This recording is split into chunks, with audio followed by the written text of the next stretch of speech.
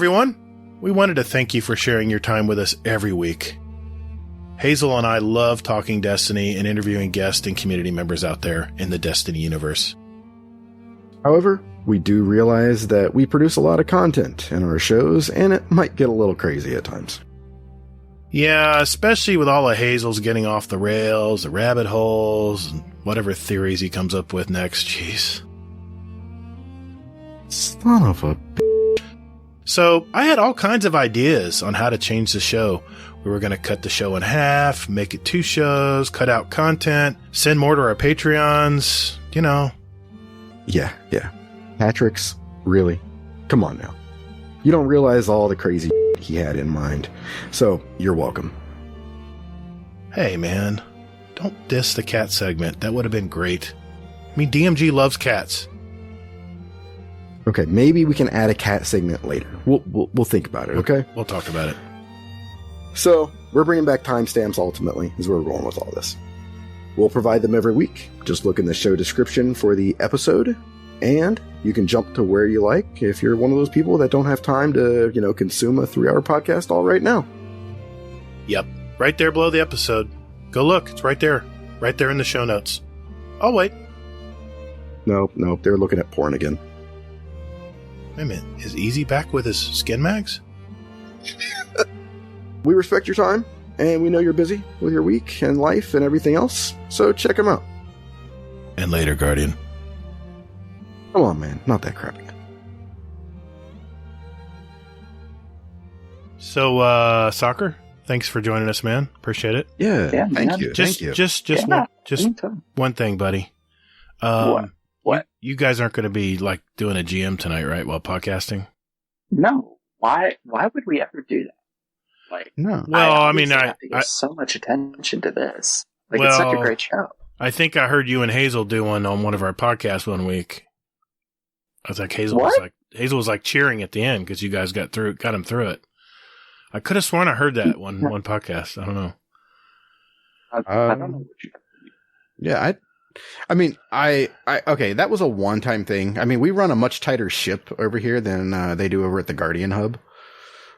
Okay. So, right. Okay. Yeah. So no gaming tonight, right? We're podcasting, right? Yeah, we're podcasting. Just sitting here in my chair talking. Yep. Okay. All right. What's that clicking noise? I thought I heard some clicking. What clicking? No, what clicking? How old are you, man? I'm sorry. I must be hearing. I must be paranoid tonight. I don't know. I'm used to hearing Hazel's clicking every week. I just want to make sure. Okay. All right. Well, cool, man. So all business tonight. I like it. Sweet. Yep. Fucking die, will you? What? Did you not appear? What? Ah, shit. I died. I need a rest. You need a what? What? Are you guys gaming? You guys are gaming, aren't you? No. Fucking Hawks, man. He died again. Dude, are you guys gaming? Hazel, why are you GMing now when we're podcasting? What? Dude, you're in the party too, man. What? No. Oh, come on, guys. Come on, man. We're semi-professional here at the Guardian Downcast. Come on, man. Let's just take a break tonight. No GMs. We don't need to do that. I think let's just get down to business, man. Let's get to know more about you and stuff. All right. I'll stop. But okay. All right. Hey Hazel, did you see this adept palindrome I just pulled? What? That rangefinder and killing wind. I don't have one of those. Can we get one of those later? That's nasty. Wow. Okay. Well. Oh, hey. My son's coming down. I gotta go see what he needs. You don't have a son, dude. Right, sounds good. What? No. Never mind, guys. Never mind. Yeah, I'm not gonna wing this shit all night. No way. You know what? You guys can just have fun. Just enjoy yourselves. I'm fine. I'll be fine. I'll just I'll just wing it. Yeah, corrupted left then, Hazel? God, yeah. Guardian down.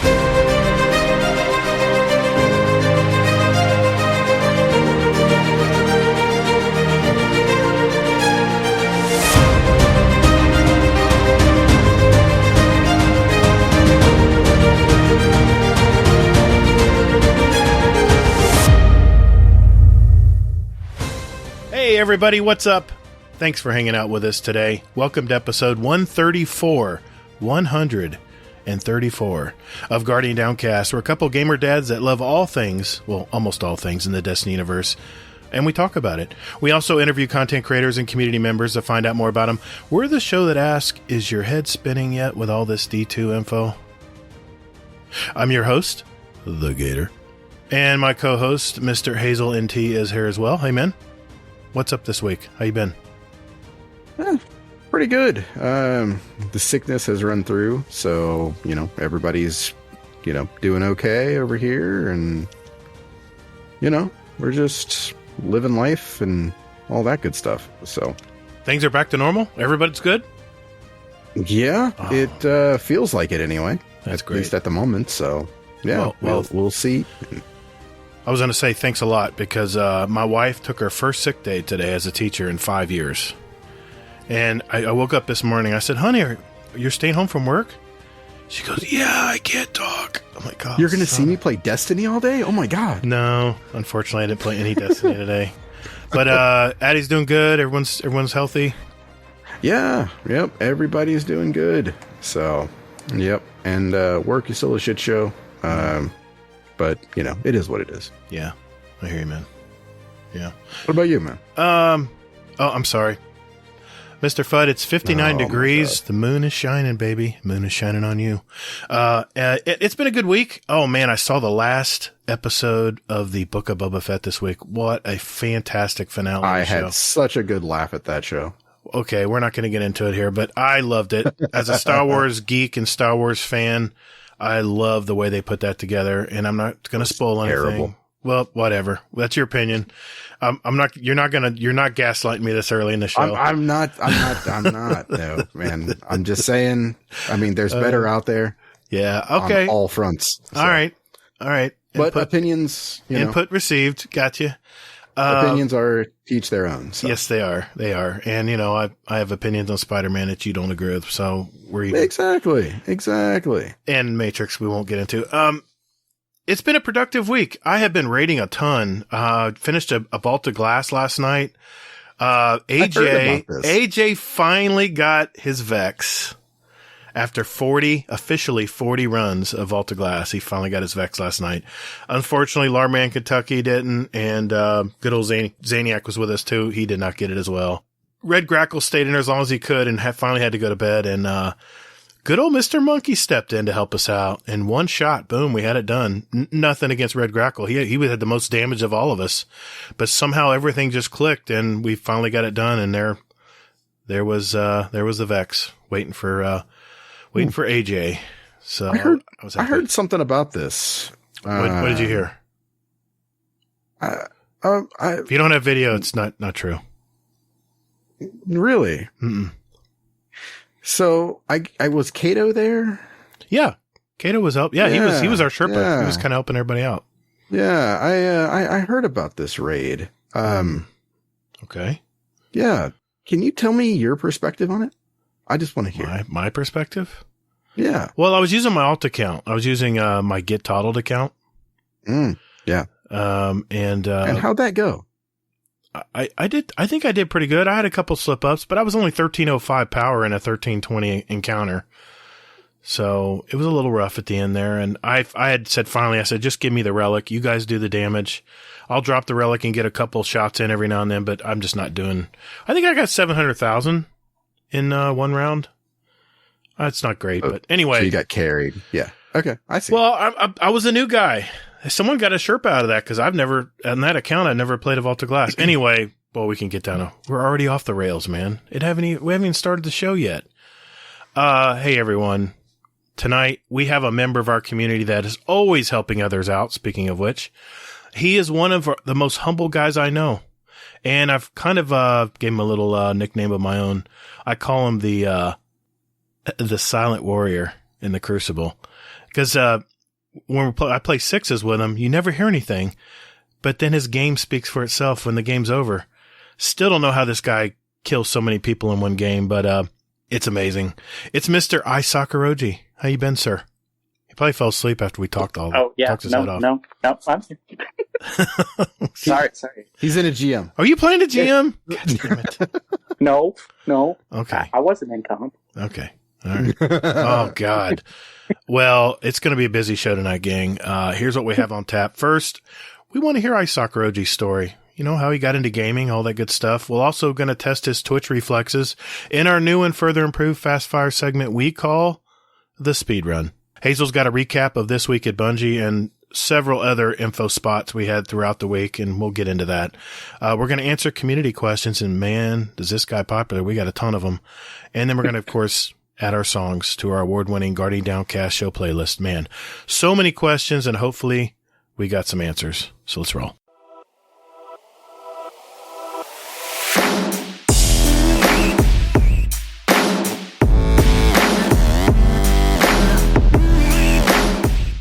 Thanks for listening to Guardian Downcast. You can find us on Twitter at Guardian_D_cast. Or you can find us on our Instagram at Guardian_Down_cast and see what picks our weekly guests want to share with you.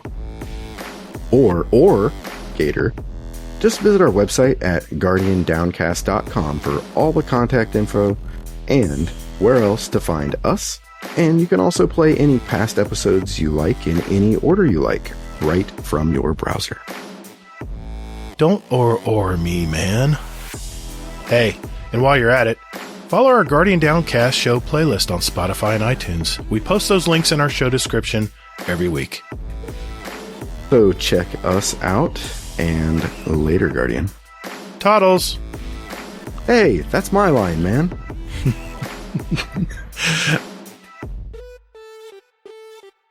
So, Mr. SoccerRogi, how you been, man? Yeah. How's life treating you lately? Dude, pretty good. Not gonna lie. Been a lot going just graduated college in December. Okay. And got engaged that finals week. So got that going on. Also got a job in my field of study in San Antonio, Texas as well. So I'll be moving down there soon. Actually next week. So. Well, you, I think I know the answer to this, but I think you hail from Ohio, correct? I do indeed. Go Bucks. Go Buccaneers. Yeah, that's right. Nice. I didn't know you were a Bucks fan. Okay. Yeah.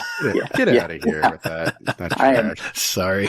I couldn't help myself. I'm not a Patriots 2.0 fan. Oh, that was a low blow. He's not even with us anymore.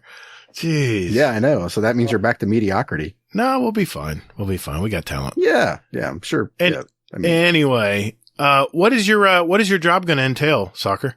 Your new job? Yeah, so I'll actually be working in a church with college and young adults. So it'll be pretty exciting.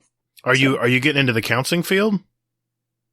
A little bit. Okay. A little bit of church teaching, a little bit of counseling, and just everything. Connecting them, with people in the church as well. So very nice, man. I've worked with a lot of people in the church. I actually I have a client who, I do their counseling center. It's like an offshoot of the church. It's on the church property, but it's pretty cool. They, people in crisis, they help them out and get them straightened out and get them on the right path. It's really good work, man. So, that's really cool. Yeah. Oh, cool. Okay. Well, sir, how did you, get into gaming? Yeah. So some of the earliest memories I have with gaming is playing Crash Bandicoot on my father's PS1, actually. Watched my parents play. I played a little bit, as like a 5-year-old and stuff. And when they got the PlayStation 2, I definitely played more Crash Bandicoot as it came out and stuff. And so really a lot of the stuff, I started out with platformers, but then it kind of grew into Nintendo stuff. My dad had an old Super Nintendo that I played the crap out of when I was younger. I played a lot of Legend of Zelda, Donkey Kong Country, So that's really how I got into it, just because my parents had stuff around and I was able to like just play with it when I was younger and I had the time to. Oh yeah, the Super Nintendo. Those are the days. I mean, the games still hold up today. They do. Got to say something. Yep. No day one patches. Okay. Yeah. No cues. That's for sure. Yeah, no Exactly. cues. No cues. We'll experience that in a couple of weeks. A couple days. Couple days? Well, I mean, 11 days. A week. A little over a week. Yeah. Yeah. So Soccer, how did you find Destiny? Yeah. So I went over to my cousin's house one time, and he had just he's like, dude, this game is awesome. You gotta play it with me. And so he had just really started the campaign, so I was able to like play a bit of the early bits of the campaign, and I had a lot of fun with it. And so I didn't have a PS4 at the time either, so I told my brother about it, and he's like, yeah, that game sounds awesome. So he and I pooled our money together, and we bought a PS4. I actually still have that PS4, and it came with Destiny. And so started playing Destiny just before Crota came out, and so I've been around Destiny for a long time now. But I did not. Fun fact: I did not have PlayStation Plus for like that whole first year of Destiny. Oh. So I ended up just trolling and, collecting resource materials and doing bounties, what everyone else around here is doing now at the end of the season. Hell yeah. I did that for a whole year of Destiny until Taken King, when my eyes were truly open to online gaming, and I really haven't been able to put Destiny down. I think really the biggest breaks I took were around Curse of Osiris, just because I had gotten burnt out, and college had started, and Season of Rivals I didn't play as much either. But other than that, like, I've pretty much played this game nonstop. About every day you'll see me on playing. So yeah, that was a tough it's time. Got me hooked. That was a tough time. A lot of people left the game then, because that DLC was a little disappointing. And my God, I was just telling Zan last night. I said, if I have to go in the damn Infinite Forest again, oh my gosh, I got so burnt out so quickly doing that. Oh, your next mission, go back into the Infinite Forest. I'm like, oh no. Yeah, it was a. Oh, there's Cabal now instead of Fallen. Ooh. Oh, it's randomly generated. Ooh. Yeah, I get it. Yeah. Well, what is it, Soccer, about gaming that you love the most? I know it's a very trite question, but we sometimes get some different answers. What is it about video gaming that you enjoy? Why game, instead of playing soccer? I didn't mean that to be a pun. It just came to my mind. Yeah. Yeah. If I even play soccer. Mm-hmm. Yeah. No, I don't know. Gaming's just been a good hobby for me. It's just my time where I can just be alone by myself and recharge. I'm introverted by nature, so I just need some alone time to recharge. I hear you. And so, like, playing video games just allows me to do that, which is nice. And so, I don't know. I have a lot of fun with it. I don't know. I have fun. And it's one of those, few things that it's like, this is fun, and it's not a chore or a task. And if it starts to become a chore or a task, I can just turn it off. Yeah. And go do something that isn't. So, it's just a good break. Just keep that dopamine coming. I know, man. Yeah. I hear you. For sure. I hear you, man. Bounties. Ooh, give me my bounties. Yeah.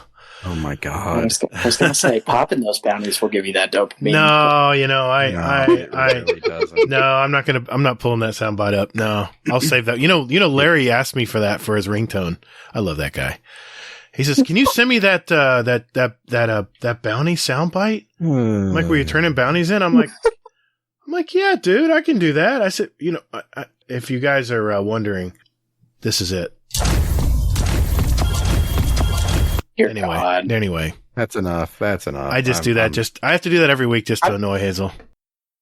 Yeah, but Hazel, can you even say anything this week about it, though? Yeah, good point. Good point, Soccer. Let's turn the mic back over to Hazel. What you been doing, buddy? We have a guest. We have a guest. So, my butt. So we have a guest. So let's focus on him instead of my indiscretions. Okay. So wow, do you see how I transitioned through that? Mm-hmm. Yeah. See, I'm a professional. Mm-hmm. Yeah. Instead of throwing shade at your co-host. I wasn't showing. Hey, Soccer brought it up. I was just curious what he was talking about. Yeah. So okay. Long story short, I dabbled in some bounty hoarding. I hoard myself out for some bounties. I felt dirty for doing it. As you should. I still feel dirty for doing it, and part of me wants to cash them in now before next season, just so that way I can go in clean and with a clean conscience. Hey, Hazel, do you need to talk to the Pope about it? Oh man, if it's the bounty Pope, that'd be this guy. So yeah. Oh God, man, you guys. So. Soccer. Yeah. What is it about Destiny that you're enjoying or not enjoying at the moment? Yeah. I don't know. There's a couple aspects of Destiny that keep me going. Crucible number one. I just really enjoy Destiny's gunplay.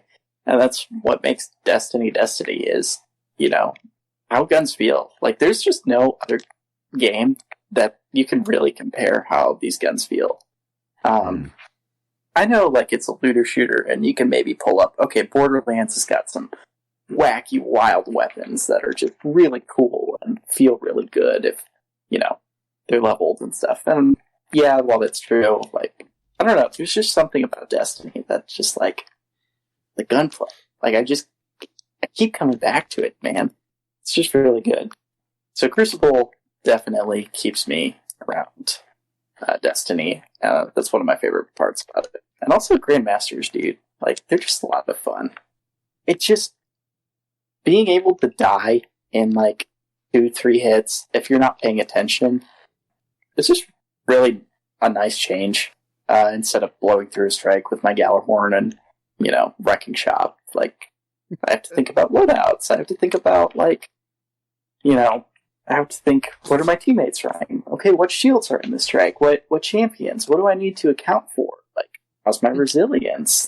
How's my recov stat? And those are things that, I don't know, just take 5 seconds to think about rather than just, I like gun. I use gun in this strike only. Well, now you're speaking Hazel's language. What? Shoot the man's in the head, don't die. No, that's your motto, man. No. Who has the Conqueror title? Oh. Who has the Wayfarer title? Me. Oh. You got Wayfarer? Hell yeah. Who has No, you know what? We got to guess. Let's not be rude. No. Let's venture down this path. No. We need to not be rude in front of our guest. He doesn't care what seals we have, okay? We're not Lana Bobana, okay? So, you know what? While we're on the topic of Crucible, you've been in some of our scrims. I don't want to call them Monday night scrims. I don't want to be accused of misrepresenting scrims. We've a lot of people who are jumping in, don't really play a lot of Crucible and are wanting to get better. What would be the first thing you would recommend to a first-time Crucible player? Someone who's joining in Witch Queen and says, this Crucible is pretty cool, but man, I need a lot of help here. Just play. There's a lot of maps to learn. There is? Wait a minute, there is? I'm sorry. I had to. I'm sorry. I mean, yes, there is some maps. That's another topic. Yeah. But there's a lot of maps that take some time to learn. There's some weird angles. How do these maps play? Well, it's Destiny, so you'll learn that most maps have 3 lanes with some cover. in between those 3 lanes, depending upon the map. And, but just start playing it, see what guns feel good to you. If that's a shotgun, go around and use that shotgun. Get really good with that shotgun. If it's a hand cannon or a sniper that just feels really good to you, use that hand cannon, use that sniper. Get really good with it. Take the time just to sit down and start using the stuff that you like. There's, this game's got hundreds of guns for you to try out, and there's, 10, 15 maps for you to play on, too? I think so. There's a lot of things. So just start playing, start figuring out, and if you don't like it, and a lot of other people do, that's okay. There's so much out there to try, and especially right now, in this meta, there's a lot of good weapons. Yeah, there is. There's a lot of them. And there's a lot of weapons that you can make work, too, even though that there are outliers, like Chapter and The Last Word, and, all these other things. But, yeah, I would definitely just say play. Don't be scared. Just play. Just jump in, You'll right? get used to it. Yeah. Yep. Yeah, don't expect to be, a god the first time you come out, too. Don't expect to be Dexican your first time going out and play. Yeah. Shout out Thank to God Dex. he was on my that team dude is last awesome. week. Thank God he was on my team last week. I by the way, for those of you who want to know what semi-professional players sound like when they're playing, because I was in the back just listening. Yeah, I think it was, I had Dex and Davis on my team, and I've never gamed with either of them on my team. I've been shot from Dex, in the head several times, but, it was really a treat to hear them, the way they communicated. And I've got that on the YouTube channel from when I was streaming it or recording it or something. So you guys want to hear how they communicate. I mean, I knew where everybody was that night because they just painted the perfect picture. It was beautiful. Made things so much easier. Yeah. So one more question on Crucible. I know. And then I'll let Hazel take it back over. Trials. What is your take on Trials? I mean, I know you play Trials.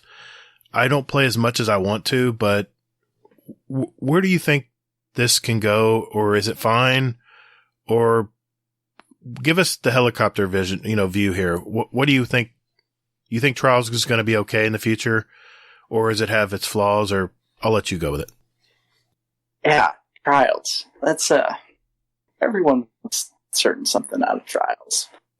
I think Trials ultimately is a endgame PvP activity. Yeah.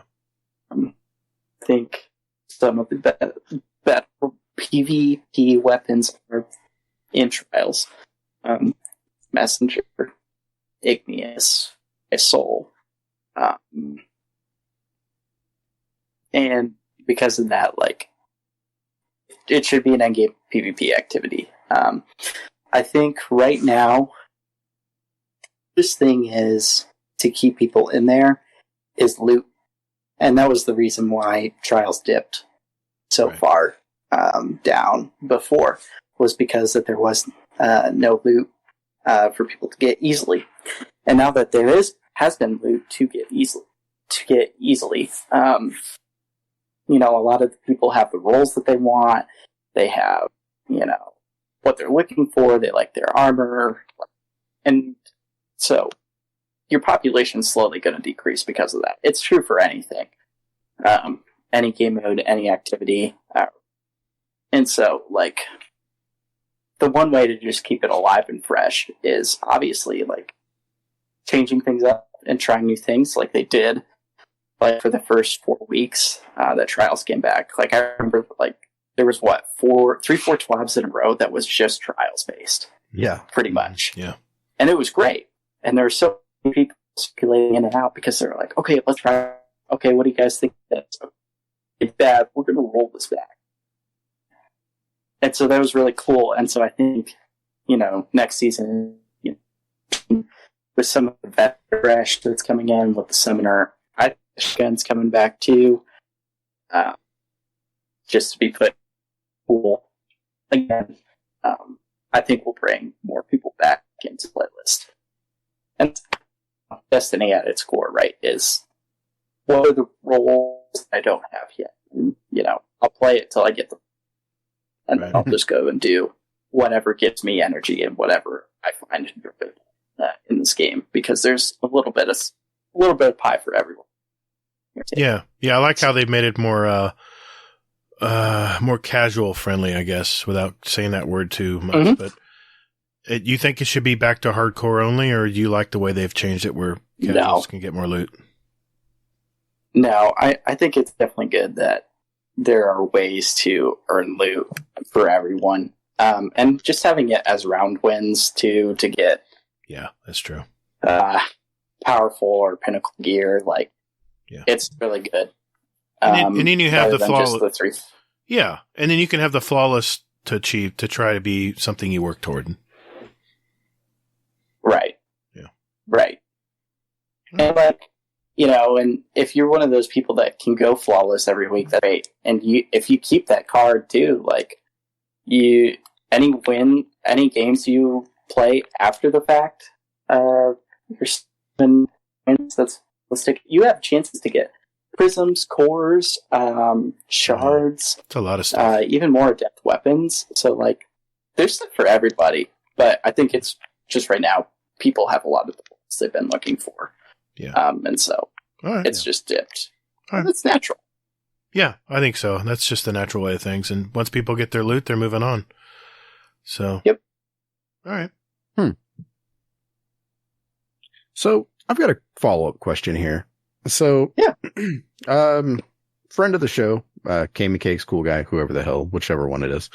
They said that trials should be, that there should be tiers for it, and it should be basically seemingly less casual.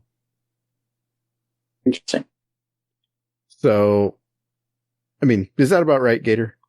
That basically, I mean, I know I'm paraphrasing hardcore right there, but I mean, that was how I took all of their thoughts. Kami Cakes can get very in the weeds sometimes. He gets very technical, and that's just the way his mind works. Cool Guy's a little bit more. I think it was Cool Guy is the one that was saying that that trials needed an identity. Yeah. Yeah. That basically, it shouldn't just be loot. It should be, a place where it should be like Halo, right? Where you have ranked servers and ranked play. I mean, that's been a system that seems to be working for them. So, it's also Halo. So of course, different. It's all the weapons are the same. There's not as much variety of stuff to use too. It's more a simplistic game. But, I mean, I was afraid to ask this question because I know we can go down a rabbit hole here, but everyone kind of has their take on where it should go. And it's not always self-serving either. A lot of times they want more people to enjoy the game. And I really think that's Kami Cakes and Cool Guy's intent, I think, is to get more people hooked on trials, to play more of it, because if the population goes up, everybody wins. So a tiered system, I think it still needs work, in my opinion. I think they still got some work to do, but I love that they've at least met a lot of people halfway. Yeah. Well, that was my question, was basically for soccer is where do you fall with it? Does trials have an identity? Is it having an identity crisis? Does it already have an identity to you? Does it need an identity? I think Trials, ultimately was always about the loot. I don't know, the armor always looked cool, the weapons were cool. So I think if you want, a tiered rank system, you should rework comp, because I don't think comp has an identity other than, you go in to get the blues to level up to your soft cap quicker, and then, it's there if you want the title for the season. And so, if anything needs a rework, it's the comp playlist. But I also think the comp playlist makes trials hard to try and balance out, to see, okay, is comp maybe the end game playlist, or is trials? What are they trying to do here? Because they're kind of conflicting with each other. And I think because of that, that's why I've always seen trials as more endgame loot rather than just pure endgame PvP ranked leagues like Apex Legends does, or Valorant, or, all these other games that don't have that loot aspect in it. And because Destiny is a looter shooter at heart, that's why Trials should be focused around loot, personally. But yeah, makes sense. I like that. Yeah. All right, cool. Well, I didn't want to go too far down a rabbit hole. I know I can get down. I can get long in the tooth when it comes to PvP talk. So, all right, Hazel. What else? What else want to ask him here? Okay. So now, this is more of a question. Okay. Let's go with this. Sell Gatr on doing a GM. Yeah, GMs. Adept Palindrome. Yeah, It's very good. I'm not a hand cannon user, though. I know. Do you miss D1 Nightfalls, Gatr? I do. I used to solo them all the time. I had a ton of videos. I'd always have a video on solo running them. I think GMs remind me a lot about D1 Nightfalls, just because of, you got to think about your loadout.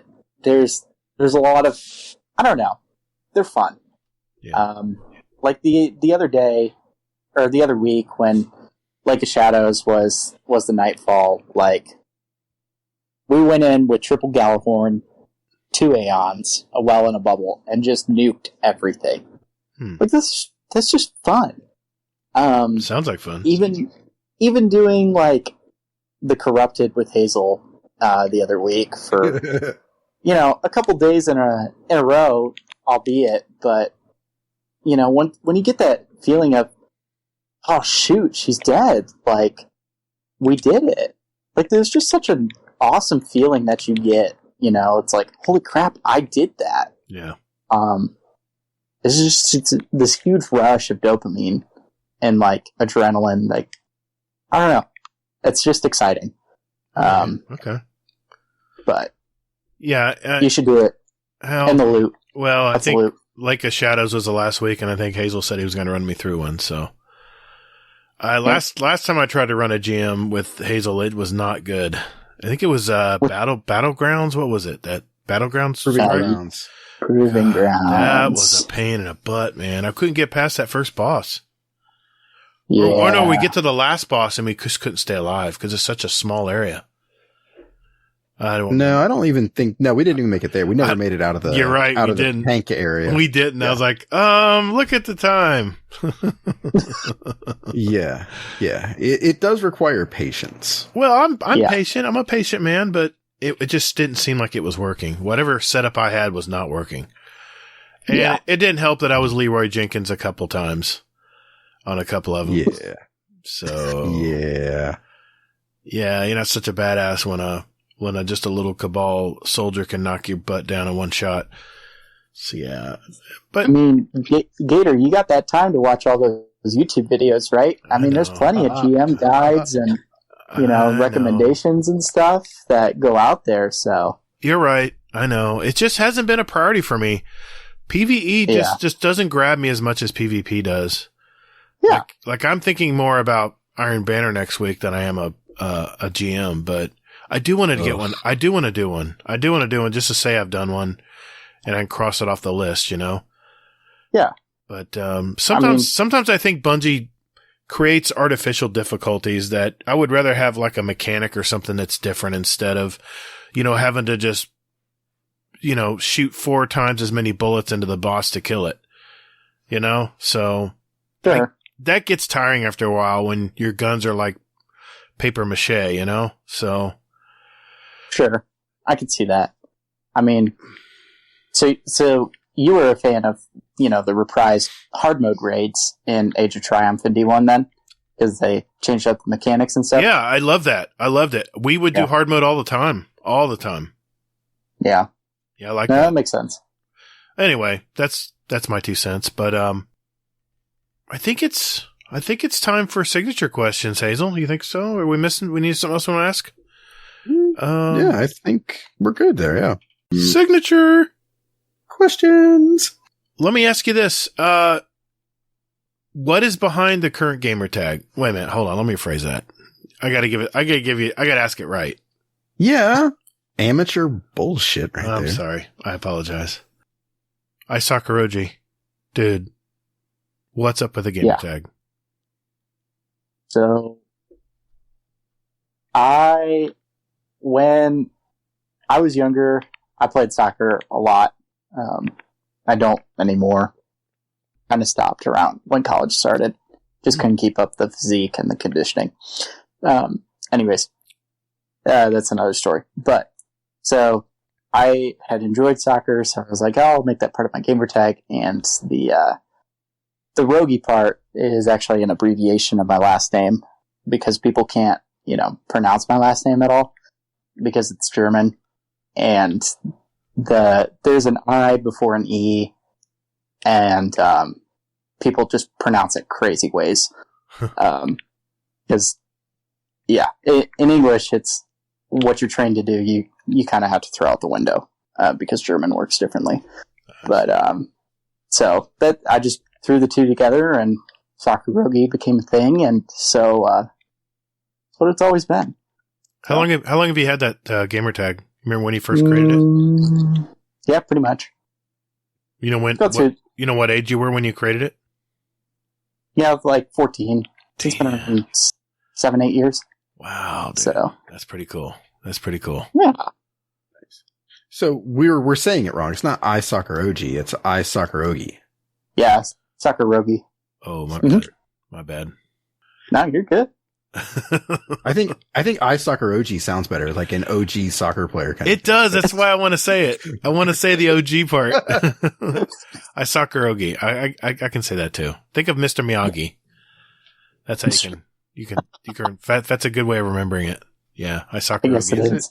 Is it really though? But yeah, it is for me. Anyway. Okay. He's the. Well, I think it's funny you called him the Silent Warrior, because I would actually call him what he goes by in the Guardian Hub. Yeah, exactly. That's a good nickname. I don't even know who said that. Well, it was probably Sin. Well, for those listeners who don't know what we're talking about, what is that nickname? It is Sherpa Daddy. Oh, and nice. That's probably just because I like to help out people, get some things done that, maybe they can't always get done by themselves. Nice. So running some GMs with people if I have the time and schedules work out, or, taking them through Presage or Harbinger or whatever they need, really. Like, I'm just like helping people. You've always been that way. Anytime we, in our Discord LFG channel, you're always jumping in and helping people do stuff. I always admire that about you. I mean, there's times when I'm like, I really need to go do this, but if I can do it in half an hour, I could probably help them out. And that's the kind of what you go through in your mind, but you just jump right in there, man, and help. I love it. Yeah. It's awesome. I'm so glad that, you and Hawks, have teamed up to help me get my Conqueror title. And dude. At first, seemed like it was a lot of carries. Okay. My goal here is to not die. Okay. All right. But I think eventually I started getting the hang of it, and I'm like, okay, so I can actually help out more and I can do stuff. Okay. So it's like fear. So it's like a mindset when you're doing them. Is that what you're saying? Well, yeah. The reason why I avoided GMs was because I was afraid of them. Well, me too. And it's like, I think what I was afraid of is that, basically like what we experienced when you and I went in.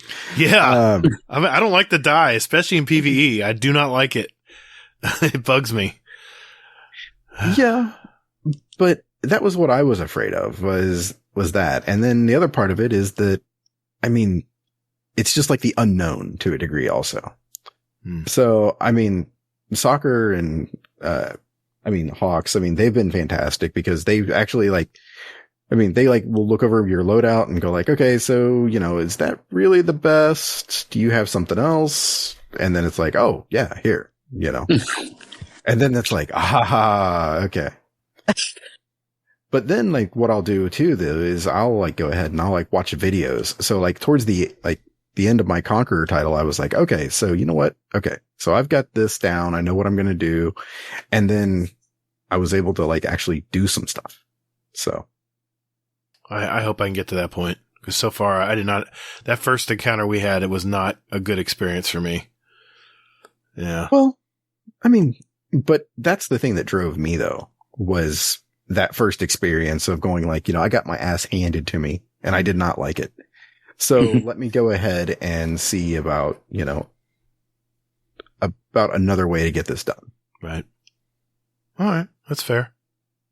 Yeah. So, I mean, it's like anything, like even in life too, like the more you do it, the better you get at it. Gatr, I'm sure you weren't pulling 5.0s every crucible match and when you started the game. Oh no, I was I had a couple 0.0 somethings and I was like, what the hell am I even doing here? Right. And we all start somewhere, and so just introducing yourself, and the more you do it, like the better you're going to get at it. And the more you'll realize, like, okay, I can't take 5 shots from the, the score in here. Like, I've got to maybe take 1 or 2 and hide behind cover for a second and then just burst them down real fast. Yeah. I've noticed that Asdacross has really taken a shining to GMs lately. He used to do strictly PvP stuff. And I notice his other thing is just like what you guys do. Jumping in these, I hear the word corrupted and this shiver goes up my back. That is a tough strike, man. You can get lost in that place and never come back. I remember having to run that strike to get one of the exotic weapons long ago. And I was like, oh God, I gotta do this. Oh my gosh, I can't solo this. I'm gonna have to need help. And, that's the one thing I like about Witch Queen coming up is it seems like Bungie is making things more soloable, if that's a word. So, not that I'm being antisocial. If you're by yourself and you're just trying to knock something out to get it off your checklist and there's nobody around to help, it's nice to know that you can maybe go for it and maybe get it done. Yeah. That's all I'm saying. Anyway. What do you mean they're making it more soloable? They're even saying that the legendary story missions that are repeatable can be soloed. They're not impossible to solo. So that was encouraging to me. Right. But they compared that to doing like a Legend Nightfall. Okay. So by yourself. Yeah. I've done them before. Not solo though. I've soloed Legends. Yeah. Legend. Yeah. I've done them. Nightfall? Yeah. How? We mean how? Well, it depends. It depends. It depends. No, there's a glitch. Motherfucker, you've never done that. I have done that. I'm here to say I have soloed Nightfalls. He's just not a GM. Just not a GM. No, I mean there's a certain thing I won't share, but there's a way you can turn off matchmaking. Let's just say that, okay? You know how I've been wanting freelance solo strikes for forever. Well, I've kind of figured out how to do that. And now, just roll back the date, right? No, I mean, nope, it's not rolling back the date. I'll tell you off air. Now Bungie's gonna fix it. Damn it! Excuse my French. Bungie already knows. They know. I know they know. Maybe that's their way of saying, "Hey, Gatr, here, this is how you can do it. You don't have to complain about it anymore. Here, just do this." Anyway, I'm probably gonna edit all that out. Because it ain't true. It is. There is a secret. I'll tell you off air. You didn't know about this? God. You know what I'm talking about. You know what I'm talking about, soccer. Oh yeah, I do it all the time. Yeah, Hazel, you got to know about this, right? Tell me you know. You don't know how to run stuff solo, like getting materials and doing bounties and stuff solo, where no one else is taking your kills and stuff, or no one's running around stealing all your resources. Like changing the date and then going back through. No, rolling back the date won't work anymore. I'll tell you off air. Anyway, we have another signature question, I believe. Hazel. I really don't care, but I mean, yeah, I'll tell you off air. Don't worry about it. Okay. Yeah. Moving on quickly. Yep, moving on, please. My soul was leaving my body.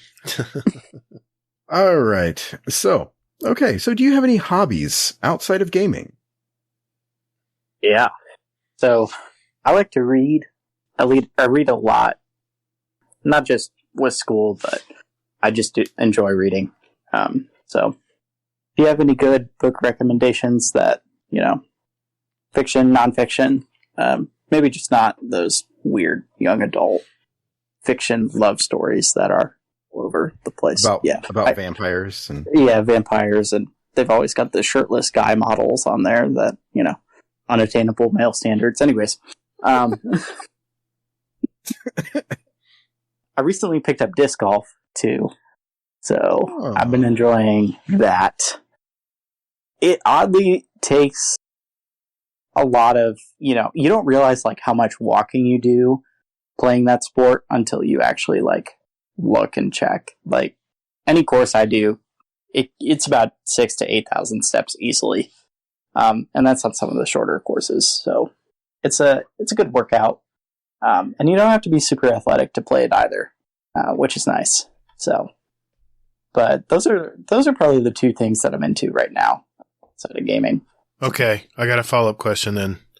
Yeah. Since you're into reading, what is one of your most favorite science fiction books?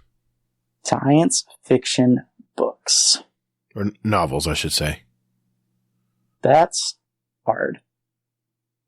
Or one of your favorites. Not your most favorite. See, I don't know how much science fiction I've read outside of like Star Wars novels and stuff. Okay. And that's been a while since I've read some of that stuff. Like, fantasy will probably be Lord of the Rings or Narnia. Oh, you're talking my language. Hell yeah. Yeah. Okay. So, but yeah, I don't know for science fiction. That's hard. That one's hard. Okay. Might have to hit the pass on that one. Okay. That's fine. I was just curious. All right. I've got one more, Hazel, and I think you have one more, and we'll call it a wrap on the interview. Yeah. This is one of my favorite questions. And think hard. You don't have to answer immediately if you want to ponder a little bit. What is one thing about you that our community might not know about you?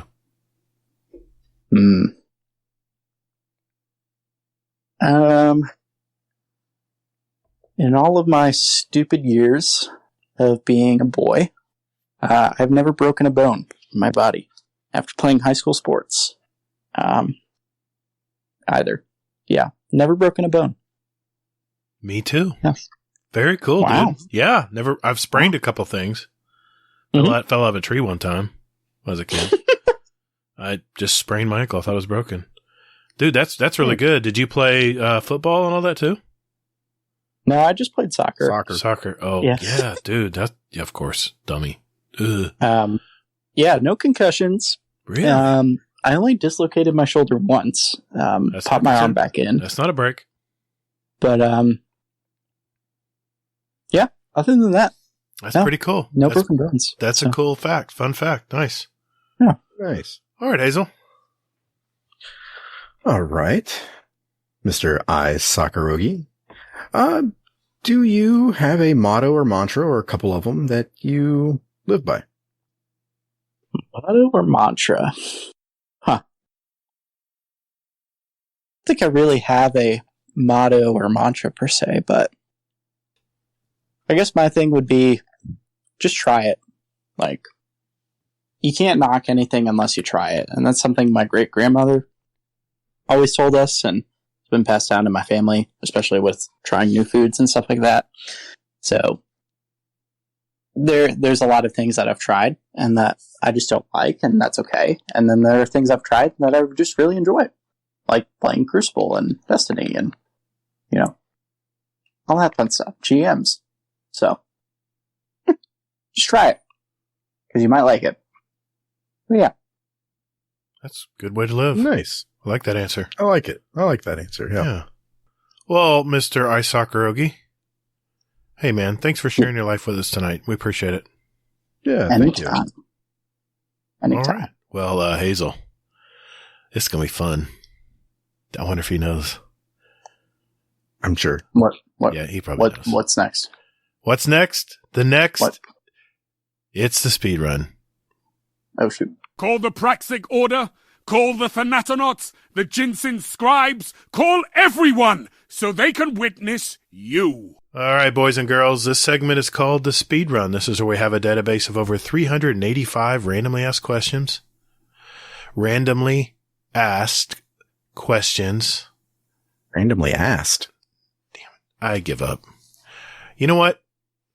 All right, listeners, this segment is called the SpeedRun. This is where I have a database of over 385 questions, and iSoccerrogi is going to have 90 seconds to answer as many as he can. These are short 1 or 2 word answers, and at the end of the year, guess what the most answer will win a prize and the title of 2022 SpeedRun Champion. The questions are asked in a random order, so no one can memorize, and just answer quickly what comes to mind. It's that simple. Tonight I'm going to ask the questions from the list. Hazel is the timekeeper and quality control expert. In the event of a questionable answer, Hazel's decision will be final. Mr. Sharp Valor is still our leader at 33 questions. So, Soccer, you ready to do this, man? Yeah, I'm ready to take Sharp down. Oh, wow. Ooh. Those are fighting Just words. like in PvP, right? Oh, Yeah, exactly. I'm playing with them right now. Oh, no. Okay. Uh-oh. All right, here we go. All right, Hazel, let's start the clock. Here we go. 3, 2, 1. Warlock, Titan, or Hunter? Titan. What is one of your favorite Destiny 2 weapons? Pound jump. Void, Solar, Arc, or Stasis? Arc. What would be your ideal career or job? Pastor. Boba Fett or Mando? Mando. Destiny 2 or Halo Infinite PvP? Destiny 2. Strikes, Crucible, or Gambit? Crucible. What's your favorite Destiny 2 subclass? Arc. Mortal Kombat or Tekken? Tekken. If you could choose, who would voice your ghost? Sam Raimi. Human, Awoken, or Exo? Exo. What is the best sandwich? Ham and Swiss. Apple or Android? Apple. Which super in PvP scares you the most? Spectral Blades. What's your favorite Destiny planet? Io. Water balloon fight or food fight? Food fight. Chocolate or vanilla? Chocolate. Do you like pickles? No. Xenophage or Whisper? Whisper. Kill Clip or Rampage? Kill Clip. Ikora, Kate, or Zavala? Zavala. Is Telesta the besto? No. What number am I thinking of? 22. Playing cards or board games? Board games. Resolution or frames? Frames. Burgers or hot dogs? Burgers. What's your favorite NPC? Saint. Pulse, Scout, or Auto Rifle? Auto. Favorite ice cream flavor? Mint. Do aliens exist? No. Tacos or burritos? Tacos. Oh, man. So close. I think that's so close. I don't know. I don't know the answer. Hazel knows the answer. Hazel, how do you do, man? 31. So close. Damn. Dude. You know, a couple of them you just took a couple extra seconds on. That's what that I was know. the difference. I gave him like a couple of like an extra second or two because you were reading them just kind of slow. I was like, dude, just hurry the fuck up. Get going. Okay, so you adjusted for me. Good. I'm glad you do that because I can't. I answer as quick as he answers. I ask as quickly as he answers. Most of the time. Extra points for Sam Raimi, by the way. It was sus. Great freaking answer, man. Sam Raimi, that's a great. I'd love to hear him on a Ghost. I don't know why that came to mind. It just did. No, that's actually. I can't do an impression of him, but that would sound good. I love this. I loved it. I mean, come on, Bungie, you can make a ton of money buying voiceover lines for your Ghost. I mean, come on. Anyway, I digress. Hey, all you listeners out there, I have a question for you. Do you have a great speedrun question? If that's a yes, join our Discord. Enter them in our Speedrun Questions Ideas channel, and we'll add them to next year's Speedrun. It just keeps getting bigger and bigger every year. Just remember, they need to be yes or no, 1 or 2 word answers. Either or questions will also be accepted. And what's your favorite? I like those as well.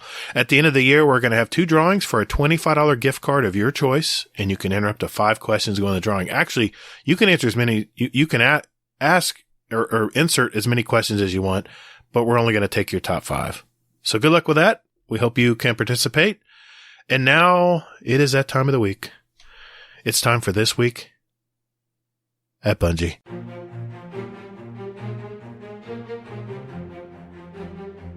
Hey Guardians, just a quick reminder that we now have a Destiny 2 clan, and Hazel and I invite you to be a part of it. If you're looking to find a clan, that would be a great time to jump in and get to know some of these great gamers that you've heard on here. We're not hardcore or anything, so you don't have to worry about that. Enjoying what time you have for Destiny is all we ask. So, if you're looking for our clan out there, we have a permanent link in our Discord under the channel GDC Destiny 2 Clan, where you can find a link. Otherwise, look for Guardian Downcast Pod, and the link will be in the show notes of this podcast. Yeah, right below you there.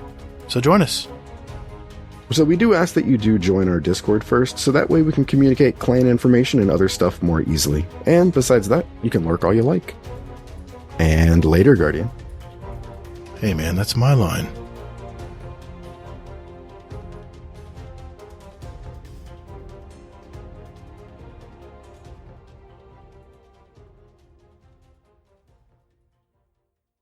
All right, Hazel. Second to last week of Season of the Lost. See how that was a lot easier than trying to figure out what week we're in.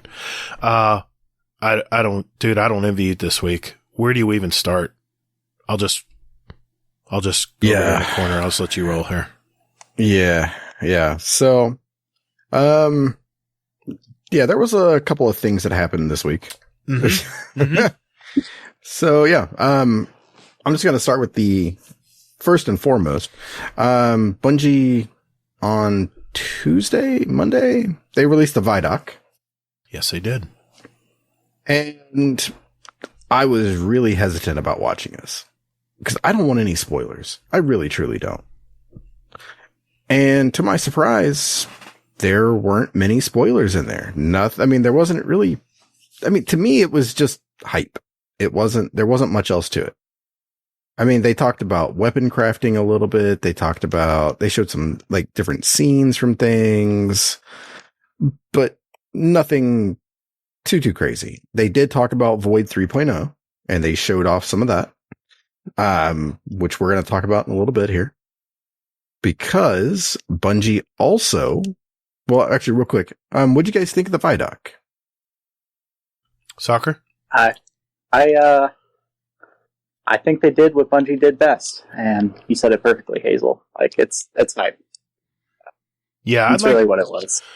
I want to meet the production team that puts their Vidocs together and shake their hands because they do such a great job. They get me so hyped for this game, and they just know how to put it all together. And I love the behind the scenes stuff. That's my favorite part of Vidocs is when they go in the studios or they like the scene where the guy's in his own garage doing motion capture. I thought that was great. And then what was even greater was watching the three people in the Zoom call sitting there trying to get enthused on what he was doing and stuff. I thought that was even better. So, I thought, it's Bungie, man. Their production is on point. Yeah.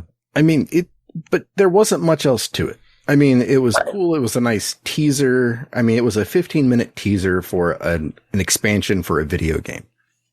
You don't see that shit anywhere else, I don't think. You really don't. You don't, man. It's such high production. And my favorite Vidoc of all time, of course, is when they visit the Bungie studios for the first time. When they were talking about, they're their own company and all that. And, Luke Smith jumped in there and started talking. That's my favorite Vidoc. But, it was only, was it 15 minutes long, 12 minutes long? It wasn't as long as, some of their Vidocs they put out, but yeah, I was impressed, man. I think they told us what we needed to hear. I didn't see, just for the record, I did not see Osiris in some of the cutscenes. I did see Mara, but I did not see Osiris. Yeah, but that's going to be what that's okay. And also, quick FYI, they didn't really show anything regarding regarding the end of this season going into next season. No, there's like a gap. But I think that the one scene that we saw with Mara, that's from next week because we still have not had any story mission for this. So what you're saying is you're not worried. No, why would I be worried? Okay. I won't say any more. Okay. So yeah. So that being said, here we are. Okay. So, Bungie has also released something called Void 3.0. They released just like a little bit of I wouldn't say a little bit. It's more of like an in-depth overview of all of the Void classes that are going to be updated and everything like that for basically the 3 classes right now. Mm-hmm. So, just quickly going over this because this is in depth. And again, for the most part, people were not really, people understood what was going on and people are already looking at builds and shit like this. And I'm just like, holy hell. But so for example, the Titan. So anybody who runs Titan, you know that when you go ahead and you pop your super for Bubble and Void, that there's like a delay of maybe like 1 second, something like that. Yeah, definitely. So that way it just sort of, you're fodder at that point. You're just there. You're going to die. You just know it and you feel it. But Bungie has actually stripped that away from the class. So now whenever you pop your bubble, it's almost instantaneous. Good.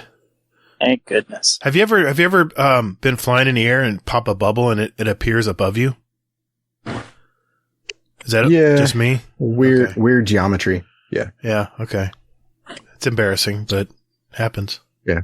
Almost like whiffing your Nova Bomb. I did it the other night doing raiding. I whipped it right over the head. But they're changing that. I'm sorry. Go ahead. I'm getting ahead of myself. So here we are. Okay. Sorry. Getting ready for a GM. I kid. Excuse my friend. All right. So that's a good thing. Because, popping that shield right away is going to save lives, and that's a good thing. Yeah. Yeah. Besides that, they are also getting 3 aspects. Controlled demolition, which is basically hitting a target with Void, is going to make them, oh shit. I guess I should go back to that. So, okay. So with Void, there's a bunch of verbs that they like. Suppress, which we all know, which is basically taking somebody out of their ability and taking away their abilities. Weaken, which is basically make somebody more susceptible to damage. Mm-hmm. Movement slow, disoriented. Volatile, which basically makes them explode.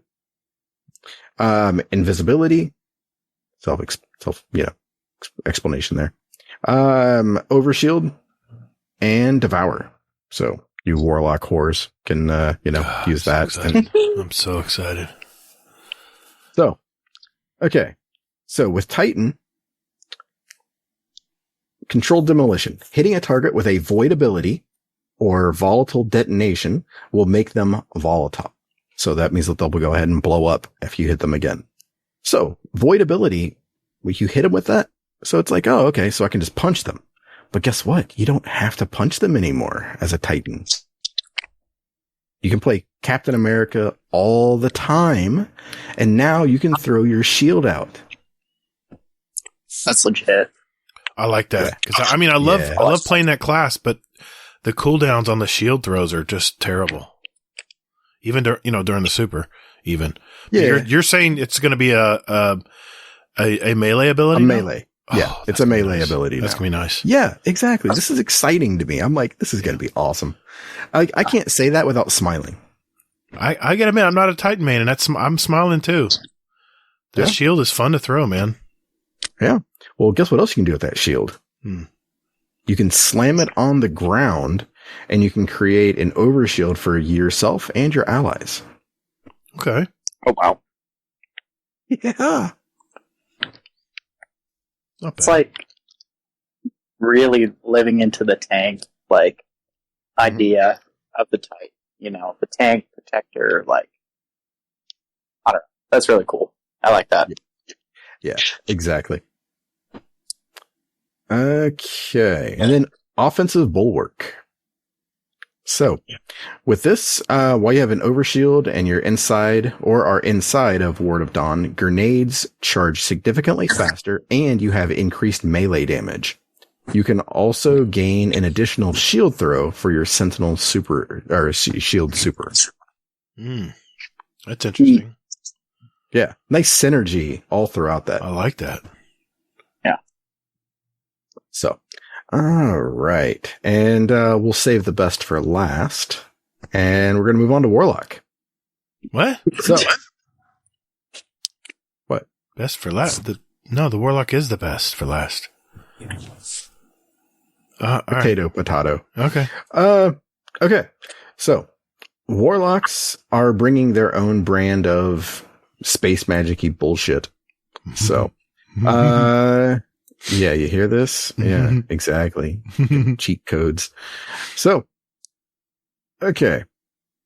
So with this, 3 aspects. Chaos Accelerant is one, which is hold down the grenade to overcharge. Now, fun fact, I just have to say this. So, guess what you get to overcharge? What? One of your 9 grenades. Oh, dear God. The hell? Yeah. But fun fact though, everybody gets the 9 grenades. So, but the ones you can only overcharge are basically the Vortex Grenade, Axion Bolt, Scatter, Magnetic Grenades. So, and Magnetic Grenades overcharge into Handheld Supernova. So. God, I'm gonna have so much fun with my Warlock this season. Ugh. Me and Kingsley, we're gonna be rising above, man. You make me sick. So much fun. What's that, Shax? Delightful! Exactly. Mm-hmm. You make me sick. So, yeah, but just wait, listener, because if you're sick as well, it's going to get worse. So, Feed the Void. Defeat an enemy with a void ability to activate Devour. So that's an aspect. So that means you can throw that shit on anything. God. Really? Yeah. What the hell is this? Okay. But wait, the BS continues. Child of the Old Gods. Oh, yeah. That sounds suggestive. I'm sorry, I'm trying to... Cast your rift to summon a void soul. When you damage an enemy with your weapon, your void soul will launch itself towards them and detonate nearby, attaching draining tendrils which deal damage and weaken the target. When your void soul deals damage, it restores either melee or grenade energy, depending upon, what you're running. So if it's healing rift, Okay. Let me reread that here. So it restores either melee and grenade energy if you're running healing rift. And if you're running, empowering rift, it will restore your health. And then defeating an enemy because it's not enough. Defeating an enemy who is being drained grants rift energy. Because why not? How much more BS do you need? All of it. All of it. Yeah, I want all the BS, please. Can I have all of the BS? Well done, Bungie. Well done. No. No. What is this? No, we're good. Thank you, Bungie. Merry Yeah. Christmas. Yeah, no. Yeah. So, anyway, moving. Shit, I didn't mean to press that. Sorry. God damn it. Fat fingered that. No, I'm playing my mouse and I hit accidentally. Oh, okay. That's glorious. Didn't you say you were you had hunters to talk about next? Yes.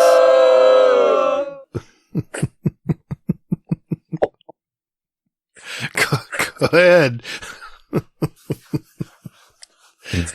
Hazel may not make it to the end of the show tonight. May or may not. Oh, man. So, Hunters saving the best for last here. Yes. Hunters have all kinds of goodness. Okay.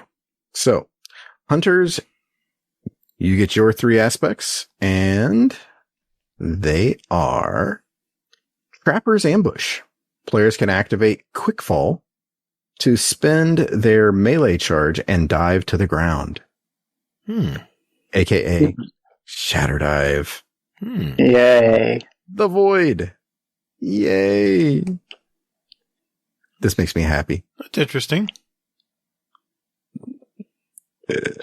Yeah, so he says. Does it shatter anything? Or feels. I mean, does it shatter anything? Shatter Dive.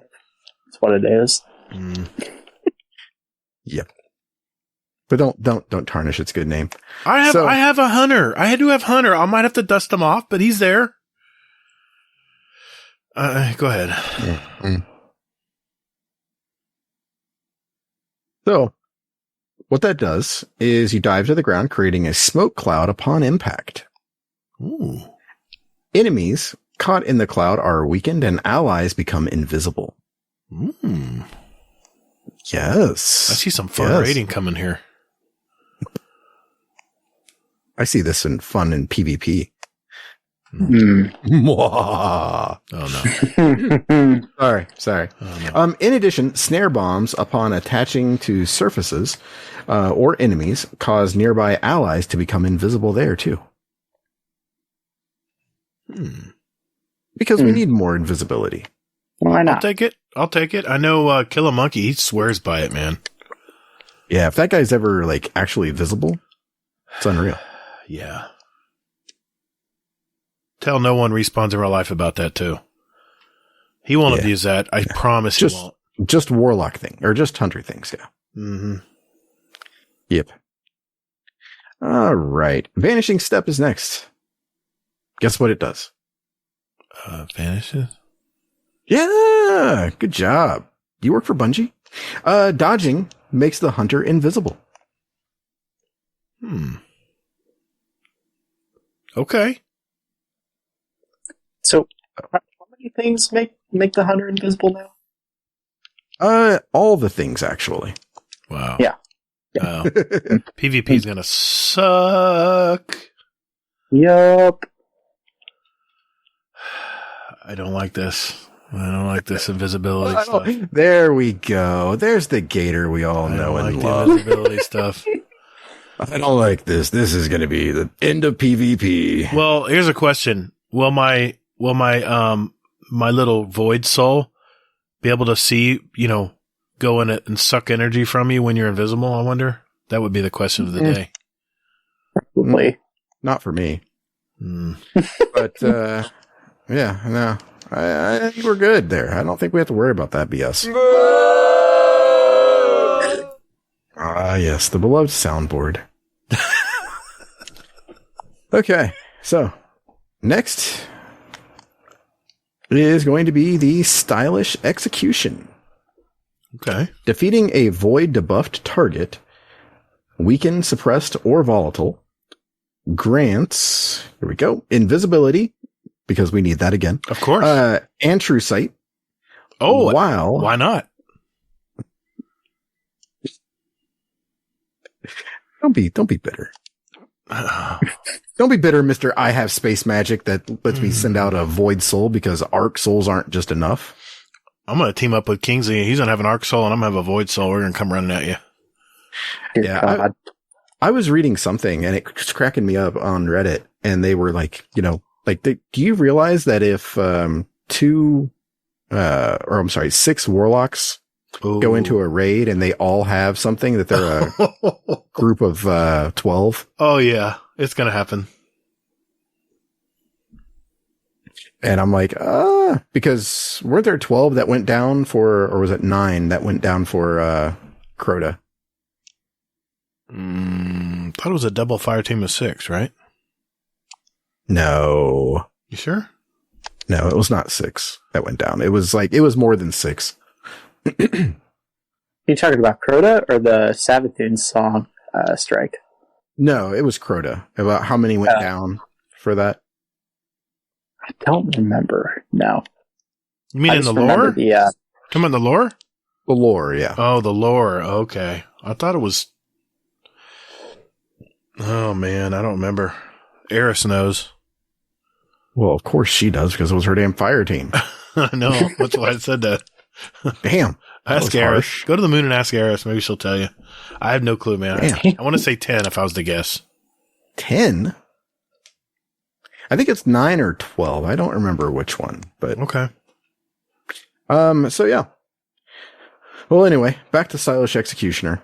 While invisible after a stylish execution, your next melee attack weakens enemies.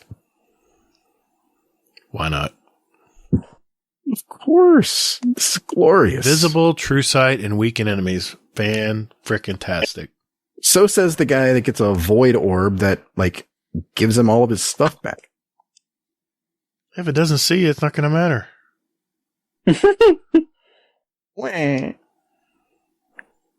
All right. So that is everything regarding those. And they do have some talk here about the fragments.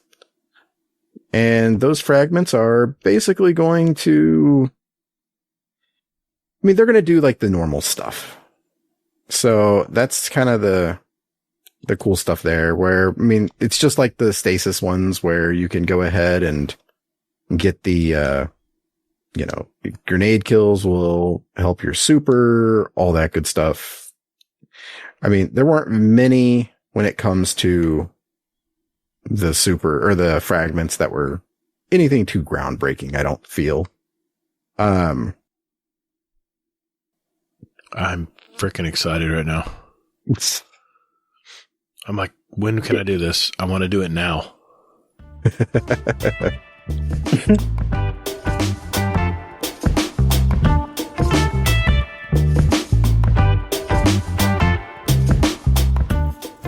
Hey everyone, looking for some like-minded gamers to talk Destiny with?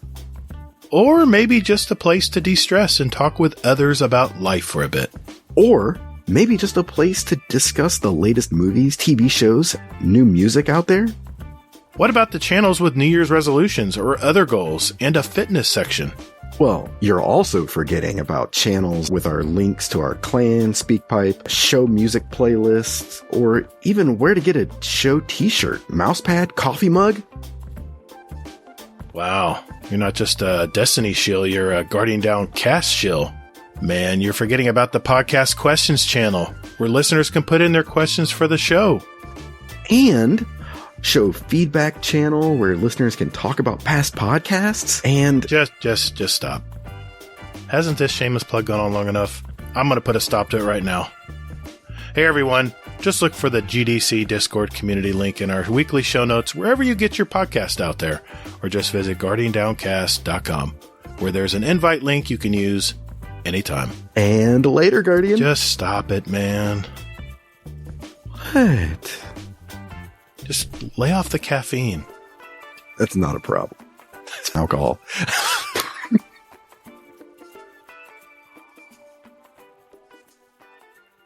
Oh, I did want to mention too. I know you mentioned the Vidoc, but they had an interactive experience. Oh, that's still. Oh, yeah. All right, never mind. Yeah, because that's the next thing in the TWAB that they mention is that. So. Oh, okay. So yeah, there was an interactive video. But I'm just pulling up the. I participated in it. It was pretty cool. Kind of sheds a light on everything, right? Yeah, it gives you some background, at least. And for new players, I think this was really nice. I thought it at least explained some of what's going on so people could get caught up. At the very least.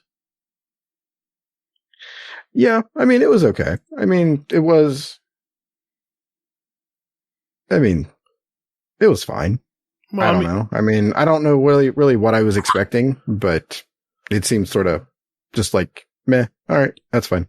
They had to put a team had to put that together, so I applaud them. And I think the reason they put that out is they're trying their hardest right now to get everyone caught up to start this new age of Destiny, I think they're really making some good strides here to get the new player involved, or the returning player who hasn't been here in a while, right?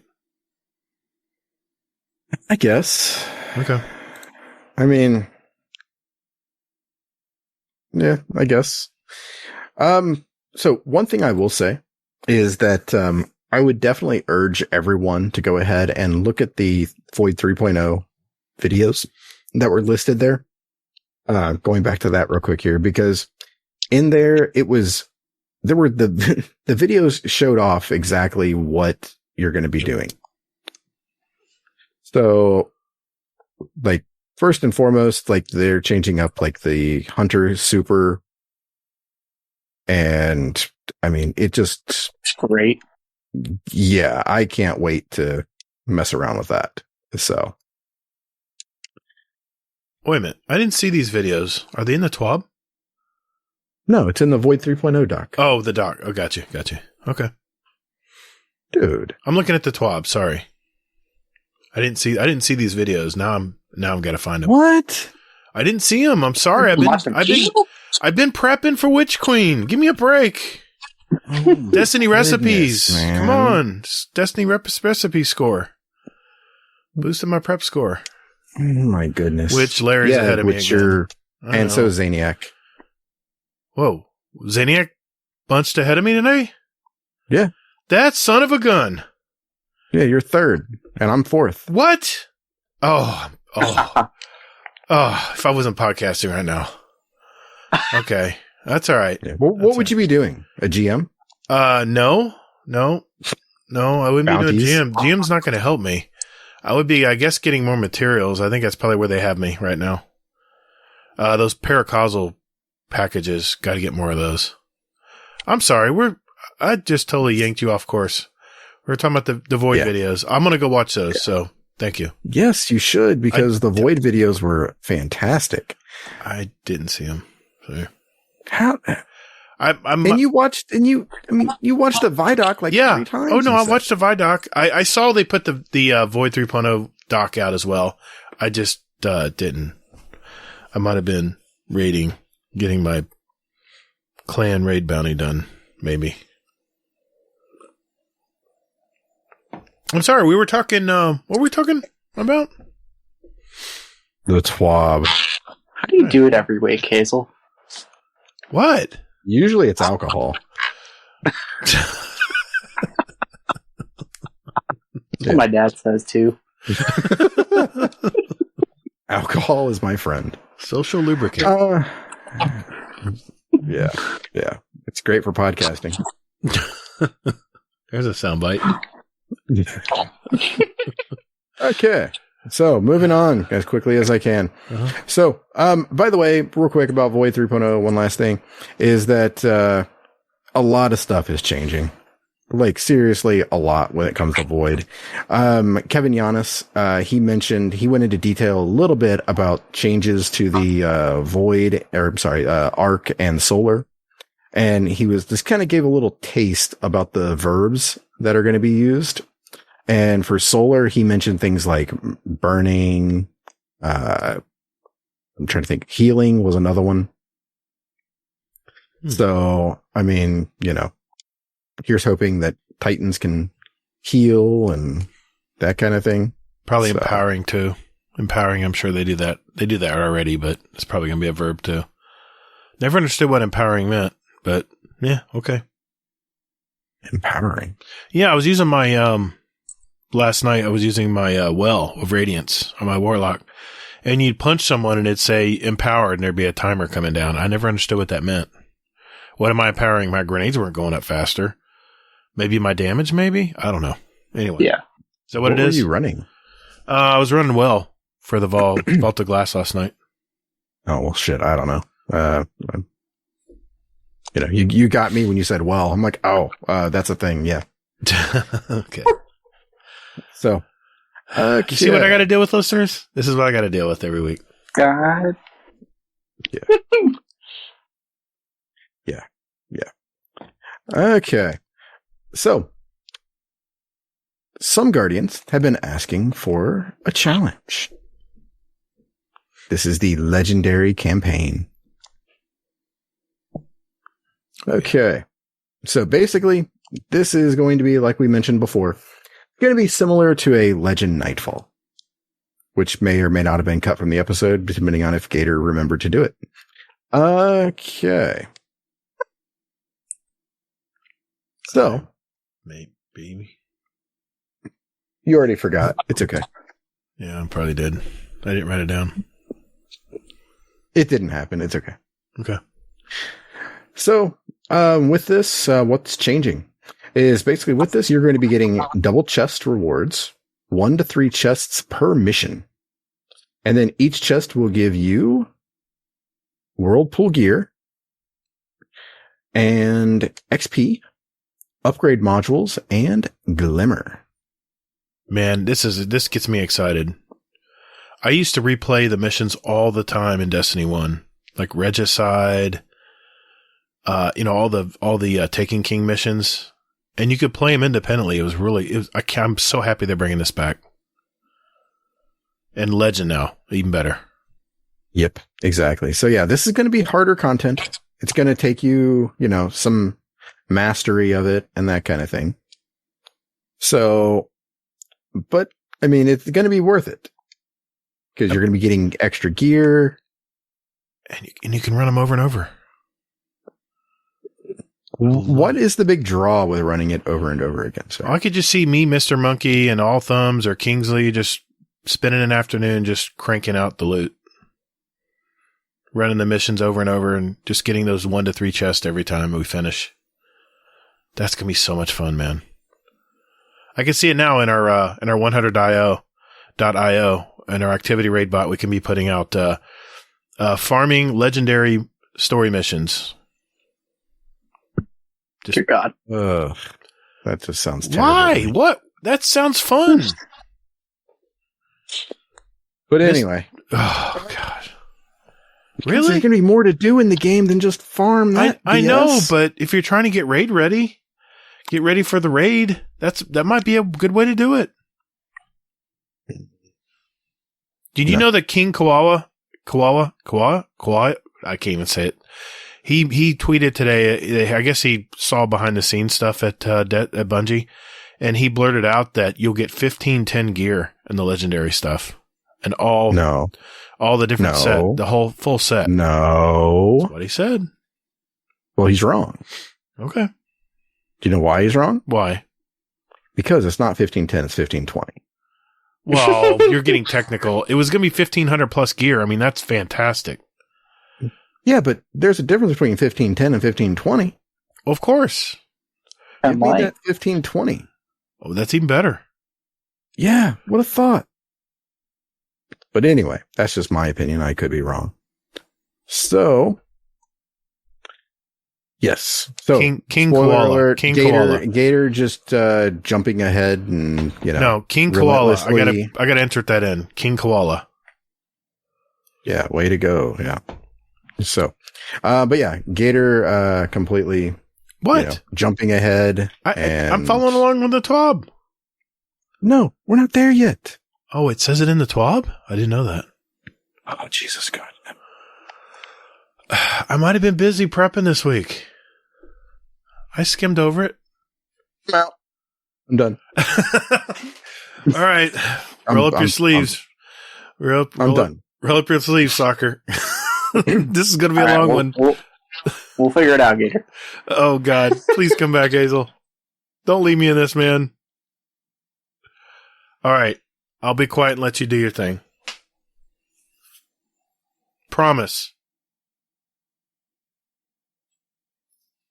Okay. Maybe I'll come back. All right. I don't have anything else to do, so. All right.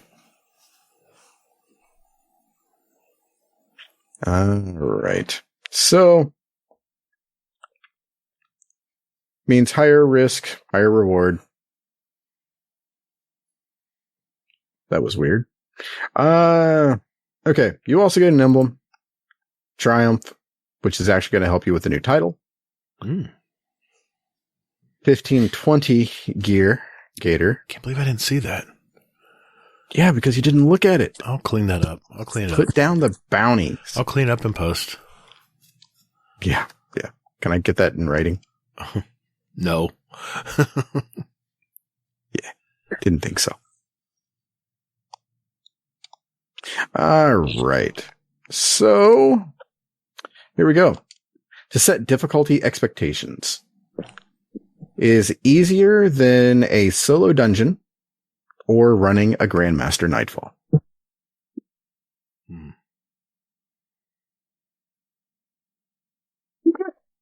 Okay. So, I mean,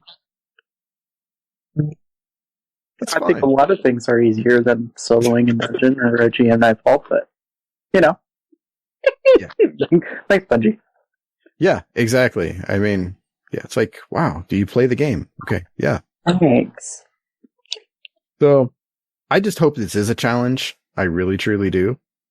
Because I have a fear that it could be too easy.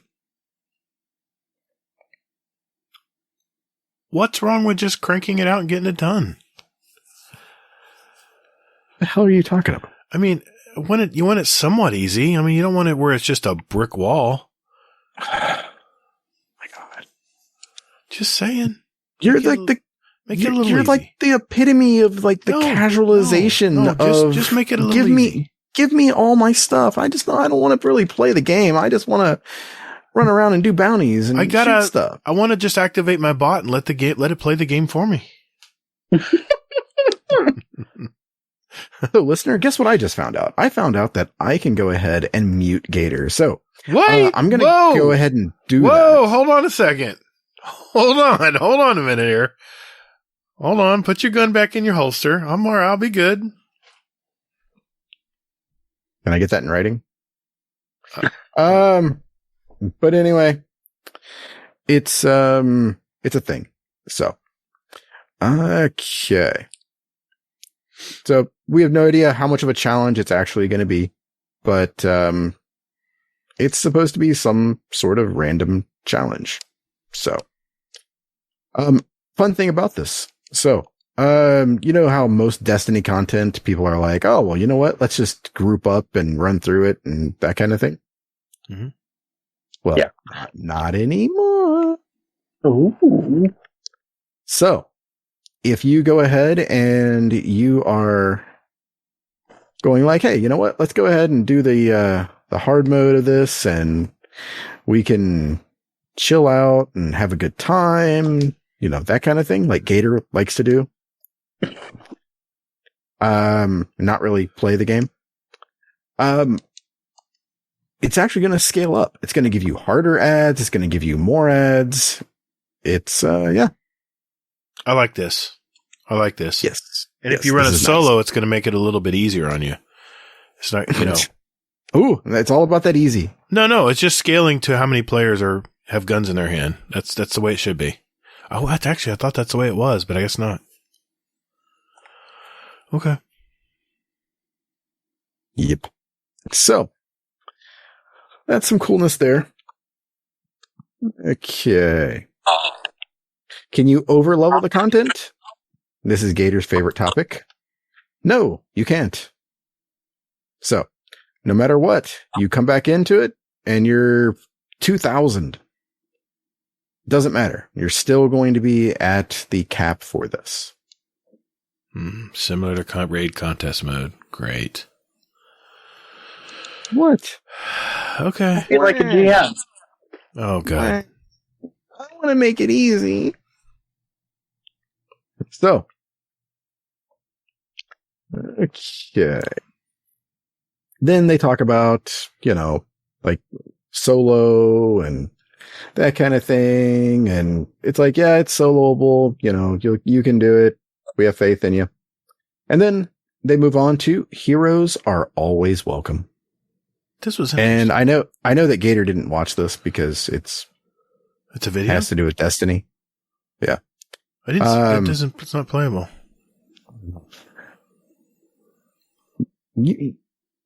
Please tell me you're screwing with me. No, I'm pressing on it's just a plus sign. There's no video to tab to play.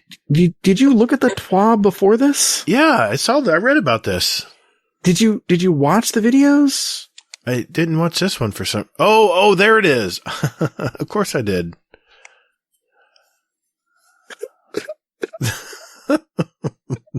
It's gonna be a long night, brother. Gonna be a long night. I'm sorry, I'll edit that out too. Shit. So, God. Basically, Bungie is doing a thing called Heroes Are Always Welcome. Mm-hmm. And they're just saying that, that they appreciate Guardians and they want us all to help out. And they're highlighting some Guardians that have done some videos about what's it like to, or like a selling point for Destiny and like where you can come in.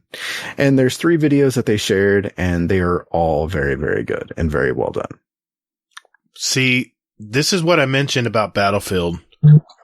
When, on the title screen of Battlefield, they would have content creators that are highly known YouTubers that would explain how this works or how to get started. And I know it's not quite on the same level here, but I like what Bungie's doing there. They're actually using content creators to help sell the game, which is what they should be doing. I like what they're doing here. I like this. Yeah, this is nice. Good addition. Yeah. So yeah, these videos are well done. So if you want somebody to, to get used to the game or something like that, or get into the game, let them watch these. These are, it's definitely a good starting point. Cool. All right. Then we move on to new exotics. Oh, those are Purdy. cool. Purdy. Yep. We're looking at the helmet. They're showing it in TWAB. Yeah, for the Titans. Mm-hmm. So with this is a helmet for Titans. This first one up. And Titans, basically, it's called the Stag Spot Helm. Now, this is basically a helm that's going to let people heal when there's a sunspot. Kind of like a rift. Interesting. Yeah. Yep. Anybody jumps in, it can heal. That's good. Yep. So, not too shabby there. Then there's the Hoarfrost chest, which we know about, where Titans can put up the rally barricade, and then they can put up the little, like the big walls on the sides. Then The glacier wall. Yeah. Yep. Which is going to be glorious. Yeah, that's going to be fun to play with. Yep. Or play against in your case. Probably. Okay. Then we move on to Warlocks. And this BS, because the BS doesn't stop. Why is it always Warlocks that are the BS? I don't understand this. Everything was hunky-dory with the Titan gear and stuff, and now in the Hunter gear, and now it gets to Warlocks and there's hate. I don't understand the hate. Well, just wait. Let me explain to you, because I'm sure you didn't read it. I did. Okay. What? I read it yesterday. I might have forgotten. Been a little foggy. Yeah. So, okay. The first one here is the secant filaments. So with this, with the Devouring Rift perk, these shiny walking sticks of power will grant you. Here we are. Okay. Will grant a player Devour when they cast their Empowering Rift. You know why? Why? Because they set out and said, hey, you know what? Nobody uses Empowering Rift. What can we do to make it better? Oh, True. we can let people heal. You know what? You know what's great about Empowering Rifts in the Crucible? Well, not so Nothing. great. When you get into them, you die instantly. I mean, people just mow you down. They don't really, I don't care if you're empowered. Doesn't matter. Yeah.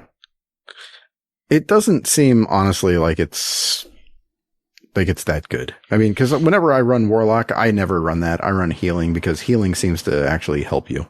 I've seen very highly skilled players like Cammy Cakes use it, but it's very situational. And you got to really be near some cover too. But what do these legs do? The artist did a great job on these legs, by the way. These boots or whatever you want to call them, man, they look good.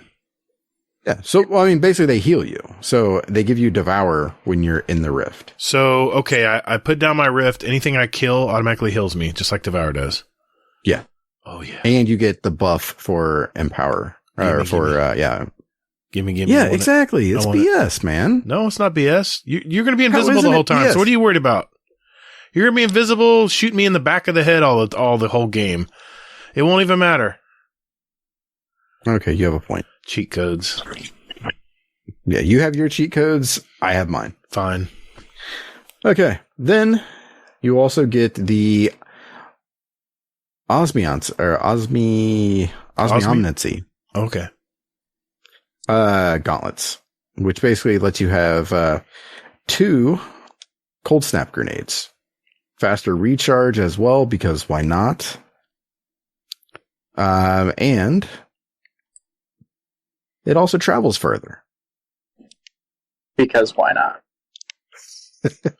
Well, hopefully, as long as they only last a second, that's still fine with me. Because stasis. Wait a minute. I'm not gonna. ice show. I don't have it pulled up. Shoot. I didn't see it coming. My bad. Well, how about a live one? It's the ice show. It's the ice show. It's the best I'm going to muster tonight. Yeah, tell me about it. Same here. Listen to Gatr doing work right now. Like, oh, hey, let's do this and let's do that. It's like that movie Scanners. My mind just like. All right. So, Hunters, you get some goodness here. And that happens to be. I like this first one. This first one seems really, really beneficial. And it's basically that you throw down a Duskfield grenade. And it basically, if you're standing in it, it's going to reduce the damage incoming to you. Interesting. While you're invisible. Don't hate. It doesn't look good on you. Mr. Child of the Old Gods, and I can't kill on my own, so I need a little buddy with me to do it. Yeah. Okay. Instead of saying give me my bounties, I'm going to say give me my buddies. Yeah, exactly, because you can't kill somebody on your own. So I get it. It's okay. Mm-hmm. All right. And then the second one is the, what is the name of this one? It's the Mirror. It is the Voltaic Mirror. So this is a mirror where basically you can go ahead and you can spin your little staff around and hit some shit back and get bonus damage. So, yeah. Okay. Not too bad of stuff there. Okay. Sounds fun. Yep. Okay. Now, moving on is basically some information about Witch Queen. So, with this, it comes down to there's the release schedule where, hey, guess what? It's going to be offline for approximately, what would we say, like 13 hours? 14. I believe. Yeah. 14 hours. 14 hours, yeah. From basically 10 p.m. to reset. 10 p.m. the night before, which is when I play typically, to the reset the next day, it will be down. You will not be able to play. And this is on the 21st, night of. Yep. Keep that in mind, guys. Mm-hmm. One thing to mention if you're on PlayStation 4, you are going to need to download some compatibility packs. So, you may have to do that manually. I don't know. I haven't seen anything that says it's going to be part of it, but, yeah, just be on the lookout for those. Well, that sucks. Yeah. I mean, it does, but, you know, it is what it is. Yeah. Okay. Collect your shit. Aside from that, movies, art, and ladies and germs, that's a TWAB. I know, that was painful. I'm sorry. Tell me about it. We talked about trying to get to it quicker, but I might have forgotten to look at a few things this week. My bad. Thanks, Hazel. Appreciate it. Thanks for doing the research, buddy. Yeah. Thanks for doing the work to this week. You carried me on this one. Yeah. It was just, my head was spinning this week. There was so much information. The Vidoc, starting with the week with the Vidoc, was just fantastic. I mean, I was right there live in the chat. It was just fantastic. Bungie knows how to get me hyped. That's for sure. All right. Thanks, Hazel. Soccer, sorry you had to go through that, buddy. Hey, man. I enjoyed it. He had a couple of good laughs. He's played a few Crucible matches with us, so he's used to it, right? Yep. Yep, I'm sure he's in Crucible right now. Well, if you think that's frustrating, wait till our next segment. God. And here we go.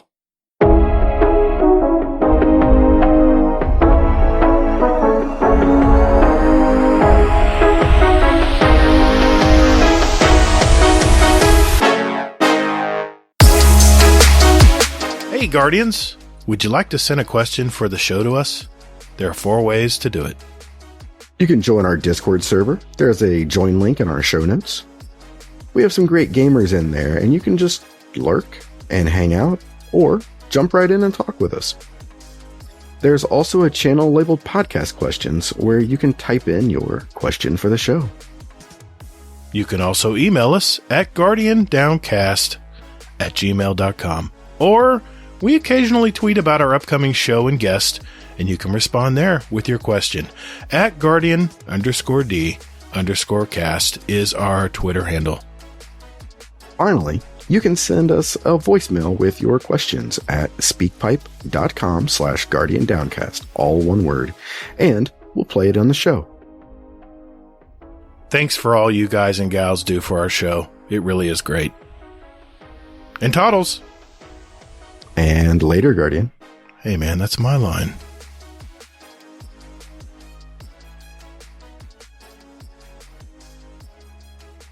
All right, ladies and gentlemen. It's that time of the week. This is where we get our questions from our community. And we have 3 speak pipes tonight. 2 are from people we really don't hear much from. So I'm really excited to hear these. We'll start with our first one here. This is from a question for the show from Mr. Inept Old Fart. Man, I like that name. Here we go. Inept Old Fart here, your one boomer. I'm wondering with the new crafting they're going to come up with, is it going to be as boring as it was with Prophecy Tablets and Brother Vance, or 81 and her schematics, where we had to run around everywhere and pick up stuff to make the weapon? I don't know, it just seems very, very similar setup as I found with Division, and crafting their weapons was tedious. I'm just curious.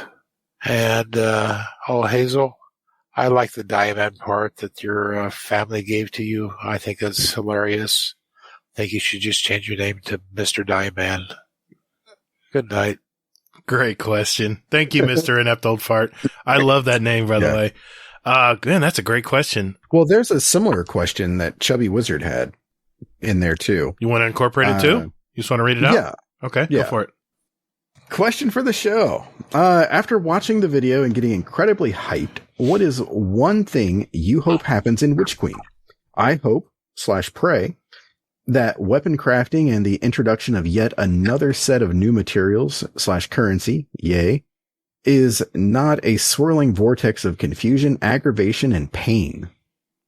I think that's what we all hope. And he goes on to say that, I hope that weapon crafting is simple to use and understand, not Bungie's usual recipe, I know, of go farm materials, then turn those materials into Zavala, who will give you 97 quest steps to turn the previous material into new material that you have to bring to Petra so she can tell you to visit Shaxx for 257 more quest steps that will finally get you 5 out of 150 of the new materials that you need to craft a gun. Chevy, I love you, dude. Thanks again. Sorry for the long rant. Love the show. Oh, that was fantastic, man. 2 great questions. He knows, but see, he knows. I know. That's what we all know. Yeah. I mean, let's let Soccer answer this question first. Go ahead, Soccer. I mean, I don't think it's going to be as bad as like the prophecy stuff, or like, I think it's just going to be a new in-game currency that we'll get passively, kind of like the legendary shards and whatnot. It's just stuff you accumulate over time and just playing the game, I think. I don't know. I saw a couple screenshots and yeah, I don't think it'll be too bad. Trying to stay pretty spoiler-free from the screenshot I saw. Sure. But, yeah. I hope Bungie's learn. I hope Bungie's learned from their mistakes in the past, because if it gets too convoluted, people just lose interest, or they just go do something else in the game.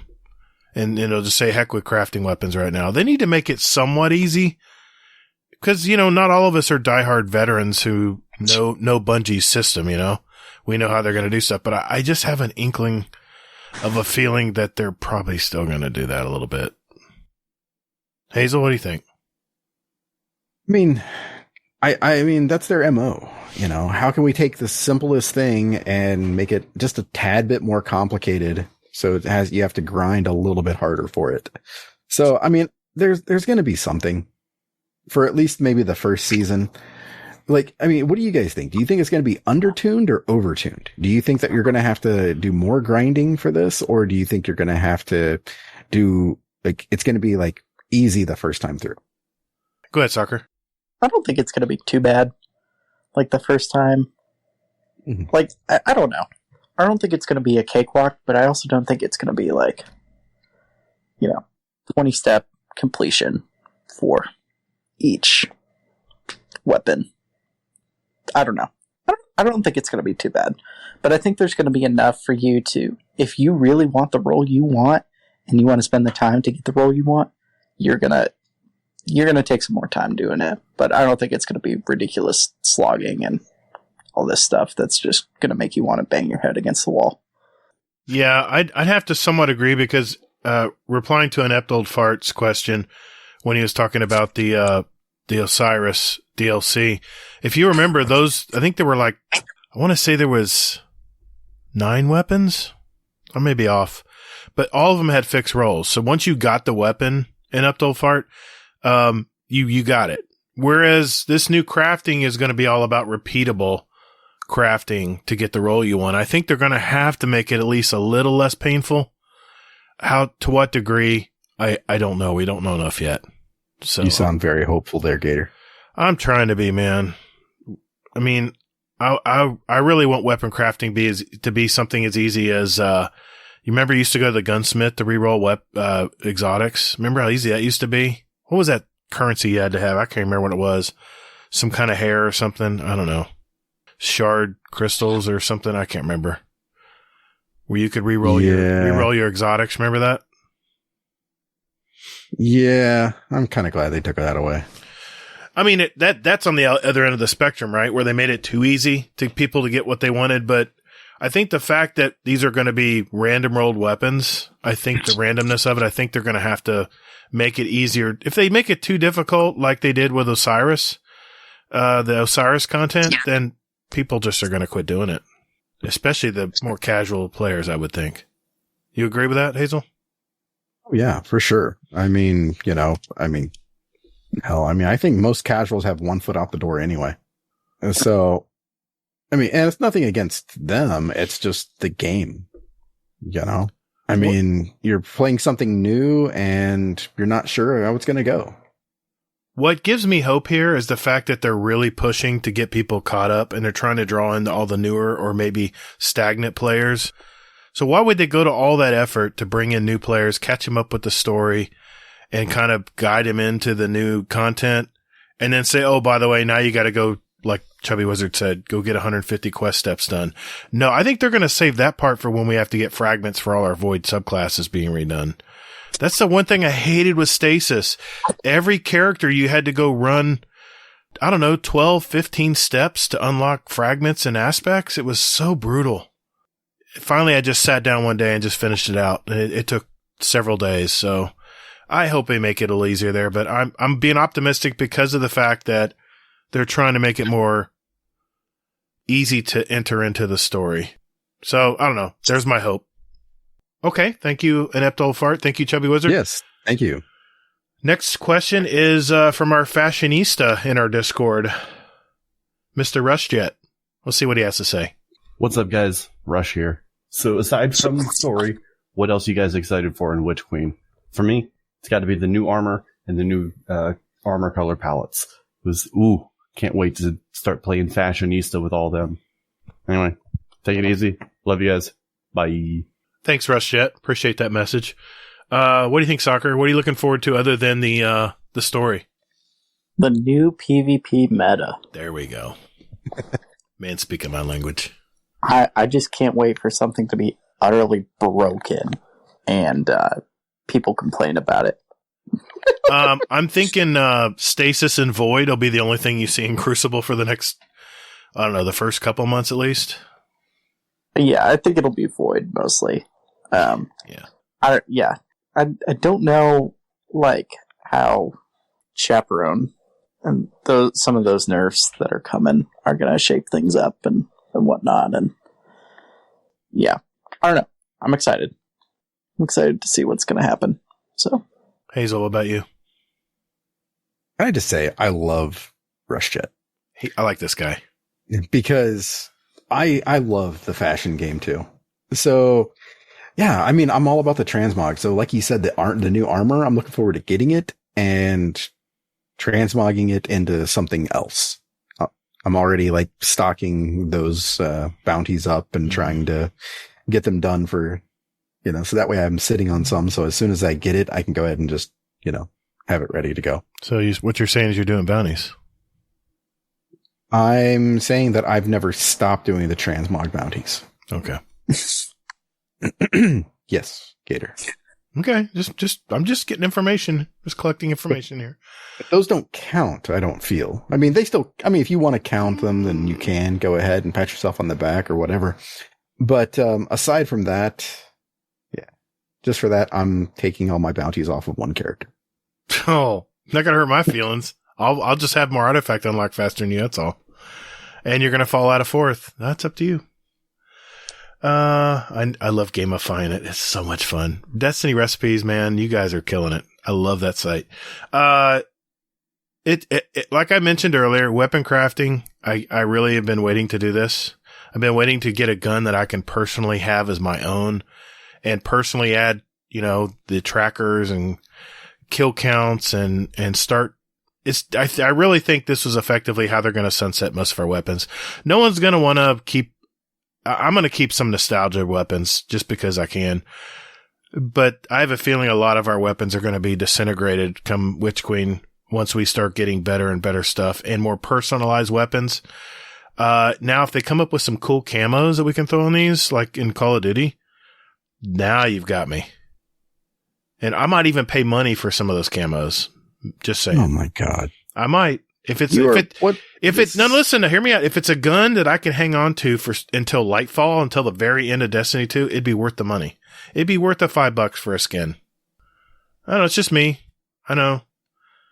I'm just saying. I love the personal. Like I mentioned, when we're talking to Kingsley and Sin and Dez about the different gamer types. I love being able to personalize like we did in Battlefield. We put our clan tag on all our equipment and stuff. It was so cool. You pick up a gun and it says Gatr on it. It has a big Gatr face on it. That's cool. Not gonna happen.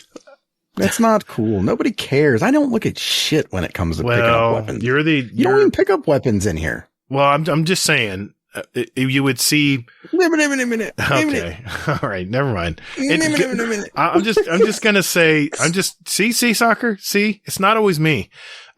It's just, I really hope that they do the gunsmithing. I really hope they, do this correctly and not make it so tedious like those last two questions were. Okay. We have one more speak pipe from Mr. Uncle Scumdeath. Here we go. Hello, Scumdeath here. Just listening to the last episode, and you talked about the greatest actor is Keanu Reeves. I agree, but my question is involving Keanu Reeves. I was so excited when the third Bill and Ted came out, the latest one. So me and the missus got prepared. We sat down and started watching it, and I honestly say that was the worst pile of shit I've ever seen. We watched it for half hour, and I'm like, screw this. The first two were amazing. This thing was utter drivel. One of the worst films I've ever seen. Keanu Reeves is one of the greatest actors of all time, but how the hell he put his name to this, I do not know. So, my question is, can you name a worse film than that? I don't think I can. Anyway, love you all. Goodbye.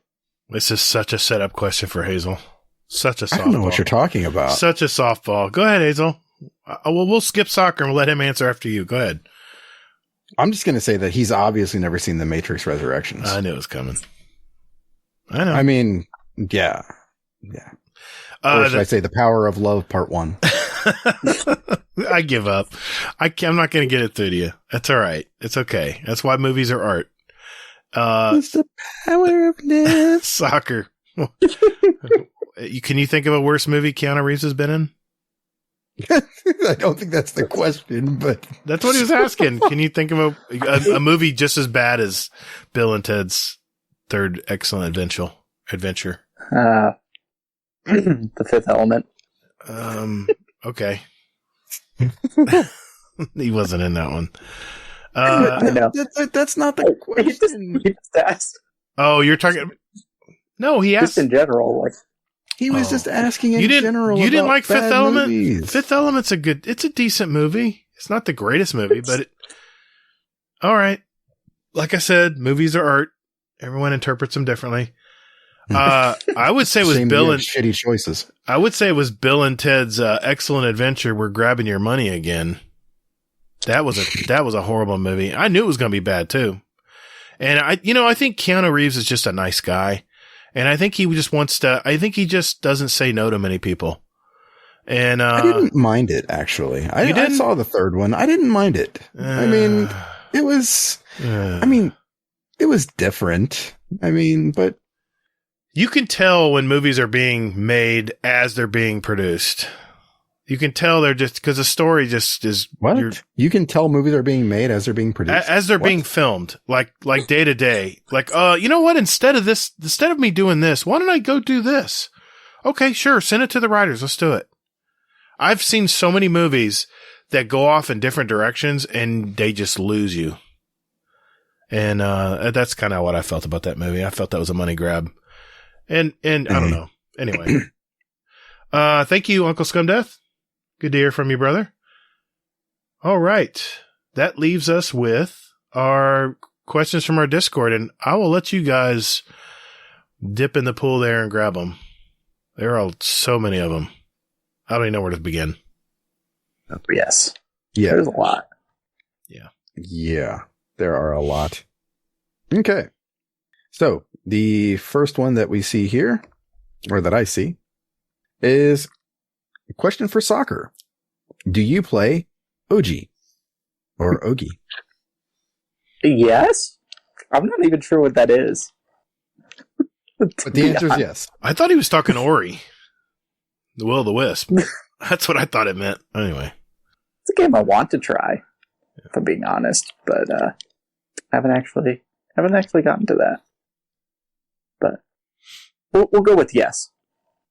Hopefully that's the right answer. Okay. since this is timely, I have to ask this one from Larman, Kentucky. Question for the show. Who do you think they're going to beat them Bengals? No one. No one's going to beat the Bengals. I'm outnumbered here. I can't. I just had to get that one out of the way. Thanks, Larry. He's from Kentucky. He's right across the river. I know. He's just rubbing it in. My Bucks didn't make it He's there. not. No. I mean, they lost. So, they even lost. I mean, you didn't just lose. You lost your quarterback too. It's rebuilding. And years. Gronk, right? Yeah, he'll be gone. It's going to be, it's not going to be good next year. It's glorious. We got a good defense still. Yeah. Okay, Hazel, let's grab another one. We got a bunch for soccer. Yep. Question for the guest. When did Apple endorse you?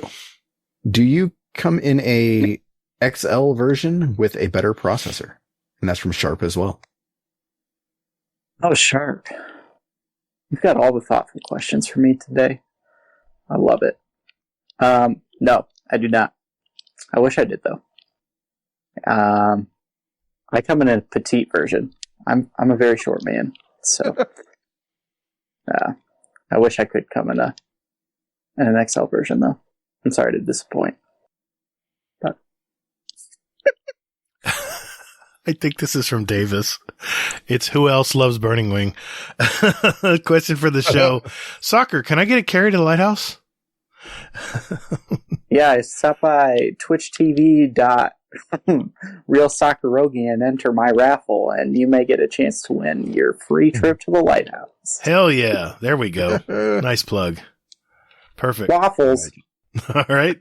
Still got a ton for soccer. Yep. Question for the soccer.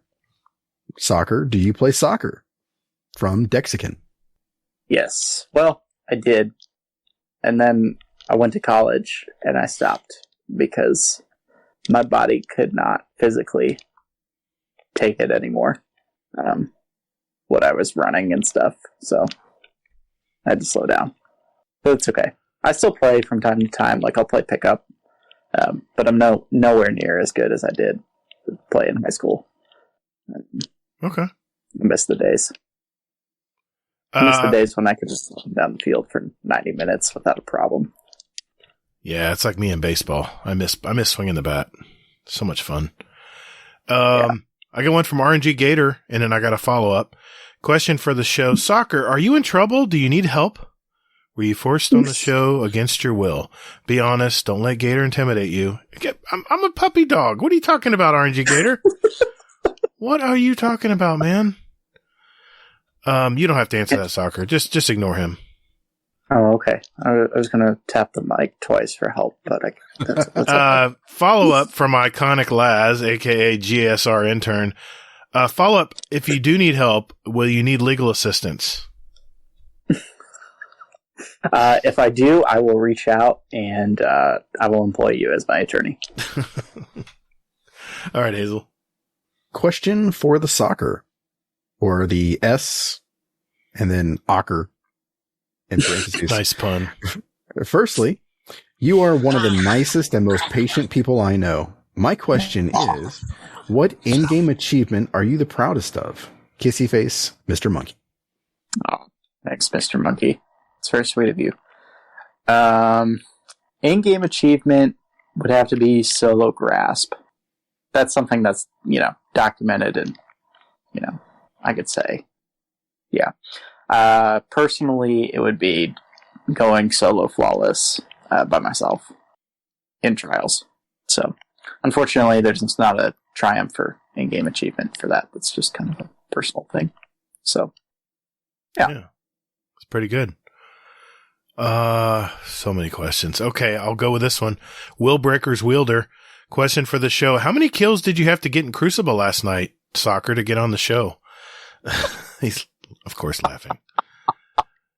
All I know is we played a pickup game of 6 a few days ago, and we were both killing. Yeah. We were both rolling, and I thought I was killing fast, and you nearly doubled my kills, and we mercied the team, and I was like, How on earth did you get 34 kills in that short amount of time, dude? I don't know how you do it.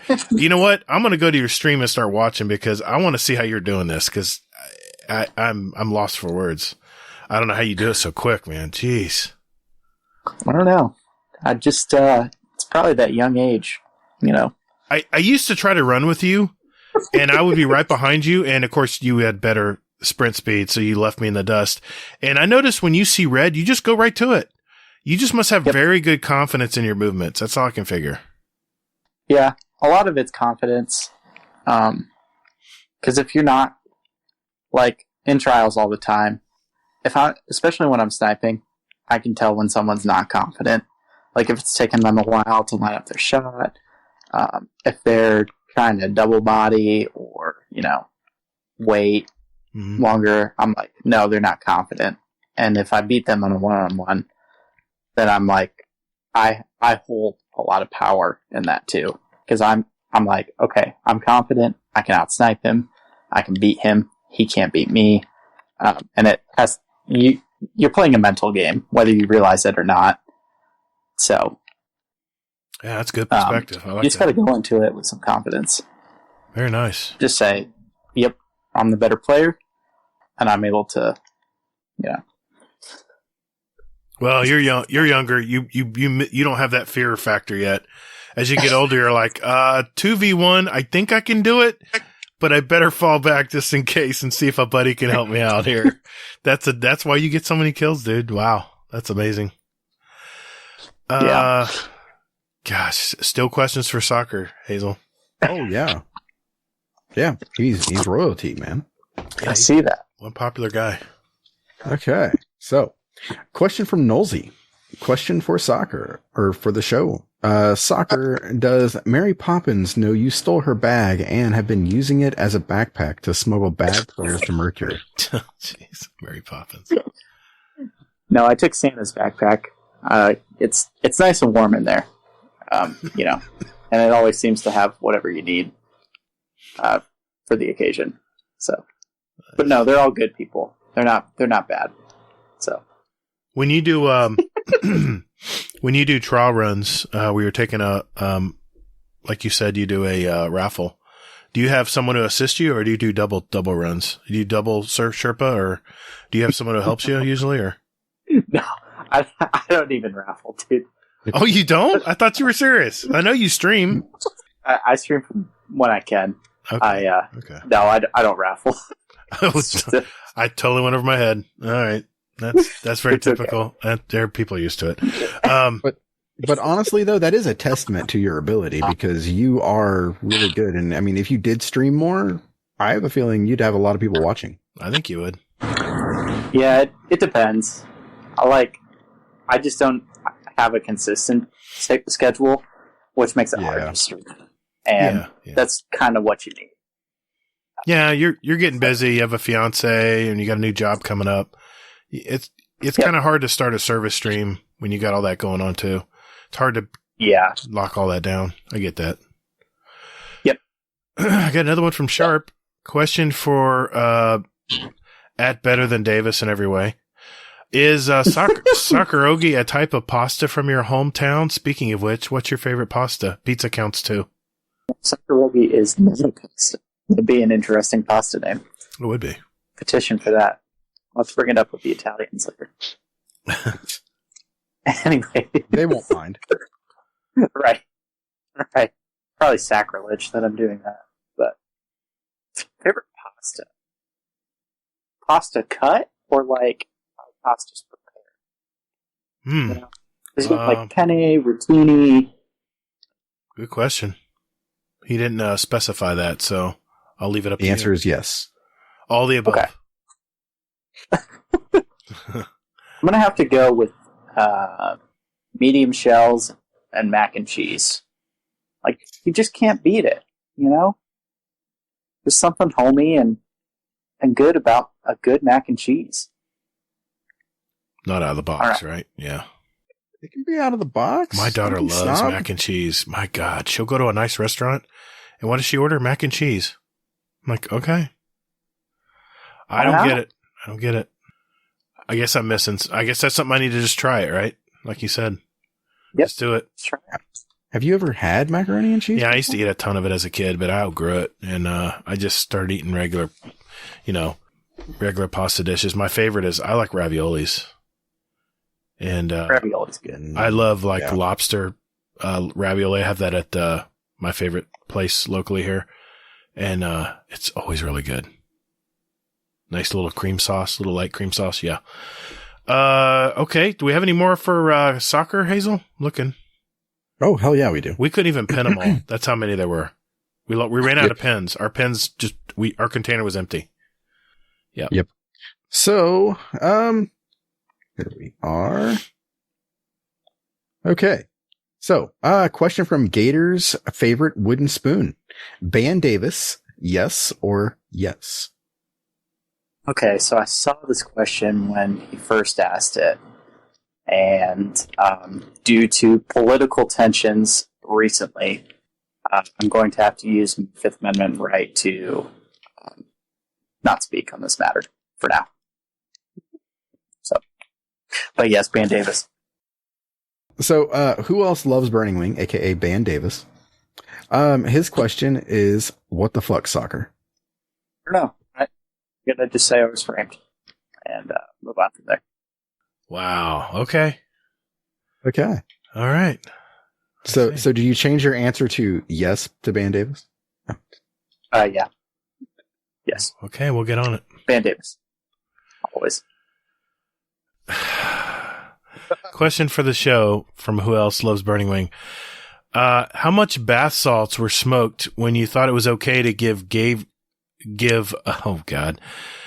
Burning Wing mod control? I don't know what I was thinking. I think it was Hazel's decision on this one, not mine. I think I got vetoed on this one. Why would I do such a thing? I don't know. I think you like to give me grief. And you're using Burning Wing as a weapon against me. He definitely takes years off my life. That is for sure. Definitely does. I can show you the gray hair. I can show you the gray hairs that have popped up since he's been a mod. So, all right. What else, Hazel? What else we got here? Question for the show. Has soccer's back healed from the carry on Monday's scrims? Who asked that one? Oh, that I'm Nips? sorry. That Yeah, would be that was Mr. Nips. Admiral Nips. Yes. Oh, man. Nips, you and Zenitram carried me. I was playing poor that night. Y'all carried me. It was a great time. We all had our ups and downs. But my back is just fine thanks to you guys. So Yeah, was a good time. Zenitram was giving me problems. Yeah, dude. Yeah. He had a Those nice explosive knives. That's what it was, man. Oh. And no, was he the one putting the trip mines everywhere? Yes, that was Oh him. my god, we were talking about that in our stream. Like, what is up with all these trip mines? I shot one and it fell to the ground and was still active. I'm like, what the hell? It glitched. It didn't blow up. It fell to the ground. We couldn't even walk. Oh my god. Good game. Good game. Here's Pop. All right. I'll keep rolling here. We're doing good on question time here. I think that might be That's the last the one? last one. Hades has one that says, question for the show. What are you most excited about 3.0? I'm assuming Void 3.0. And what is Twitter going to blow up crying about fastest? That's a good question. I mean, I think we already answered, what we're excited most about. Yeah. What's your idea on what's going to burn down Twitter? More invis fusions. in PvP. Thank you. That's what I'm thinking it's going to be too. Absolutely. Question from Golden God. What is your favorite legend or master lost sector to do? Good question. That's hard. Yeah, it is a tough one. There's a Vex one on Europa that has P15. Yes, that one. That's my favorite. Because you need helpers? No, actually those helpers get in the way sometimes. In fact, I only release the ones that block the door. The problem is they let the other ones out. No, they don't. Somehow the other ones got out and I didn't shoot them. Oh, yeah. Yeah, mysterious. I like that one though. It's different. It's different from the rest. And so let me get this straight. So you're a warlock and you use your buddy and you free those guys to get through the door. It sounds to me like it's like free farming. Nah, I don't do many Legend Lost sectors anymore. I got all the armor. I got all the exotics. I'm good. Mm-hmm. Plus, there's more weekly bounties I got to get done. Dear God. Just saying. What about you, Make the bad Soccer? man stop. What's your favorite legendary lost sector, Soccer? I think mine is K1 Communion. Oh, yeah, the moon And ones that's an unpopular opinion. Yeah, but the moon ones are so big. You got so much room. Why do you hate your life so much? I don't know. Maybe it's because when I don't want to go get a Shirochi checkpoint because I don't want to put that wish into the wall that takes 15 minutes when I could be doing something else, I just go to that lost sector to grind out catalysts because it's got 100 enemies in it that, you know, it was a lot for whatever catalyst they're working on. So those are some beautiful lost sectors. Man, I gotta admit, Bungie, these lost sectors are so cool. Everyone has like a little personality to them. I love it. What about you, Hazel? Mm-hmm. You haven't answered. The empty tank. Oh, that's right. You did say that. Okay. Or should I say perdition? Is that what it is? I don't know. Do you know what the empty tank is? I'm trying to remember. Is that on EDZ? For the love of things. Empty tank. I can't envision this. No, I don't know which one you're talking about. There's only certain lost sectors I repeatedly go through, so I'm speechless. It's probably right in front of my nose. But I don't know. I can't think of it. It's the one on the Tangled Shore where you've got the underground fighting ring. And... Oh yeah, okay. I got you. Yeah. The music machine. Yes, that one. Okay. I love that. That's what you remember most. That's what I remember because I love pushing the buttons. All right. I hate my life. Okay. We have one more question here, and it is from Mr. Mile High Magi, Johnny. It's a question for the show. As I've played Destiny over the last couple of years, I've just played the game without delving into lore much at all. But a question came to mind while listening to one of the Tribe podcasts this week. Who or what is the Traveler? From just off the top of my head and what I've gleaned, the Traveler seems like a deity, but I'm sure it's more complicated than that. Thanks, gang. Love the show. And, I read this question and I was like, man, how do we even answer this question? And you know what I did? I got back up. I contacted my buddy Taylor B over at the Spinfoil Theory podcast. And this is what he had to say. Hey guys, this is Taylor B from the Spinfoil Theory podcast, and I'm going to try my best to answer this question as to what is the Traveler. So things we know about the Traveler.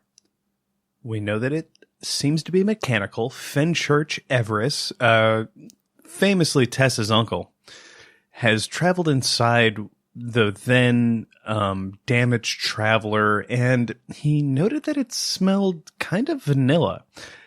We don't know exactly how far he went in, but what we do know through that description and through some descriptions of ghosts who were arguably kind of theorizing from before they were created, but it seems to be almost like a TARDIS sort of situation where the inside's bigger than the outside. And there's trillions of like sentient energies just sort of coalescing in there, collaborating together to do what the Traveler does. We know from the end of the Red War, firsthand, and from some secondhand information in the lore, that the Traveler speaks in one voice, also worth noting. So, as to what the Traveler is, a lot of people go back to the Gardener and the Winnower lore entry, and there's a couple camps as to what they take away from that lore entry. There's some people who would say the Traveler is the Gardener. It is the player. It is this deity-like being that is competing against the Winnower in, from our perspective, I guess, better way to say, the Winnower or the darkness, like the capital D darkness, that person who speaks to us in the visage of our Guardian back in game. So is the Traveler a deity? Is the Traveler a god? The Elixni certainly thought so. They referred to it as the God Machine, but even they, before it was damaged, this is also worth noting, recognized that it was mechanical, that it was something that had to be created by someone, right? So while I would say for our purposes, from our perspective as Guardians, as people, is this thing godlike? Yeah. It doesn't operate within the boundaries of causality, the rules that our universe are ruled by. It operates under a different set of rules. That's how it's able to do the amazing things that it does. Create ghosts, empower guardians with the light, terraform Venus. It does these things that shouldn't be allowed based on the general rules that we could observe from our experience in this universe. Is the Traveler the Gardener? Personally, I think the Traveler might be a piece on that board that the Gardener and the Winnower are playing, but the jury's still out on that. But this is something that it's good that you're asking this question, because it's something we're not 100% sure of and is going to become very important as we go forward, especially to Beyond Light. Once this culmination of events between Light and Dark are finished in Destiny's plotted plan, I'm sure what the Gardener, what the Traveler, what the Winnower, what the Darkness, what the Pyramid ships are, at least to some degree, will be revealed. I wish I could tell you with confidence in some form of definitive nature what exactly a Traveler is, but honestly, the Elixni Fallen version of things, this God Machine, isn't really far off based on how things have turned out. I'm sorry I don't have a more complete answer for you at this time, but really, if you're already looking at it as a sort of deity from mortal perspectives, you're probably not far off. And we're going to find out here in the coming expansions. So thanks again. This is Taylor B. Enjoy the rest of the show, everyone. There's no way I could explain what the Traveler is, so thank you, Taylor B. And Lady Lucida is also his co-host on the Spinful Theory podcast. It's a pretty cool podcast. They actually have a theory. They both give their opinions for or against the theory, and at the end of the show, they grade their theory and go from there. It's pretty cool. I like that. And I think Lady Lucida was just a guest on the Last Word podcast. So congrats on that. Yeah, she was. That was pretty cool. Thank you, Taylor B. Appreciate you spending the time to send that to me, man. And with that, Mr. Fudd, what do you got for us? Guardian Downcast. Guardian Downcast. Yeah, Guardian Downcast. This is an intro. Guardian Downcast. Guardian. Not copyright. Guardian Downcast. Alrighty, thank you for Mr. Fudd. Appreciate that intro every week. 56 degrees. Moon's shining on you, buddy. This is the final segment of our show. This is where we like to pick our songs. And my moon is shining on me. It is, huh? It's shining right now? Is it nice and shiny? This is the last segment of our show, guys. This is where we like to pick our songs for our award-winning Guardian Downcast show playlist. Just a little sample of what the two of us and Soccer here like to listen to. And we invite you to listen to it as well. Just search for Guardian Downcast show playlist on Spotify. We have the link also in our show notes for iTunes. All up. Like I said, I have the links in our show notes. If you want to follow along, see what we add. We now have 914 songs representing all of us and all of our past guests. A musical history of our show since July of 2019 when we first started this show. I'm going to start with you, Soccer. I know you are always putting some cool music in our Discord. So what do you got for us tonight? Tonight? Yeah, I got one song by A Day to Remember. So a little bit of metalcore. It's called Right Back at It Again. I'd listened to this album once, but it was only really quick. And so this song had come up today, just in my car, on a mix while I was out door dashing and stuff. Nice. And I just ended up like replaying it like 3-4 times. So I was like, I just want to share it. I just think it's a fun song, and it's pretty catchy too. So Well, give it a listen. Yeah. That's what this segment's for. It's for sharing great music. So, yeah. Yeah. Awesome. Yeah. And then my other one, it's by a band called Stand Atlantic. They're kind of a new age pop punk band. So that's kind of the genre I quite enjoy listening to. So when this song came on, it's called Hate Me Sometimes. Just got me back into some of those roots of what really like gripped me with music in the first place was that pop punk era and some of those bands. So just brought up a lot of good memories. And like I said, it's a fun song. And so should definitely check it out. All right, cool. Yeah. We will. That looked interesting. Awesome. I'll have to look into that one. You want me to go first? You want to finish up, Hazel? I'll give you the option tonight. It's okay. I don't want to mess with a good thing. All right, go ahead. What do you got, Hazel? All right. So my first song here is a song that my wife has been playing on repeat now that she's been better and she's been dancing around the kitchen and stuff like that. Shivers by Ed Sheeran. Yeah, great music. I think that's the first Ed Sheeran song we got.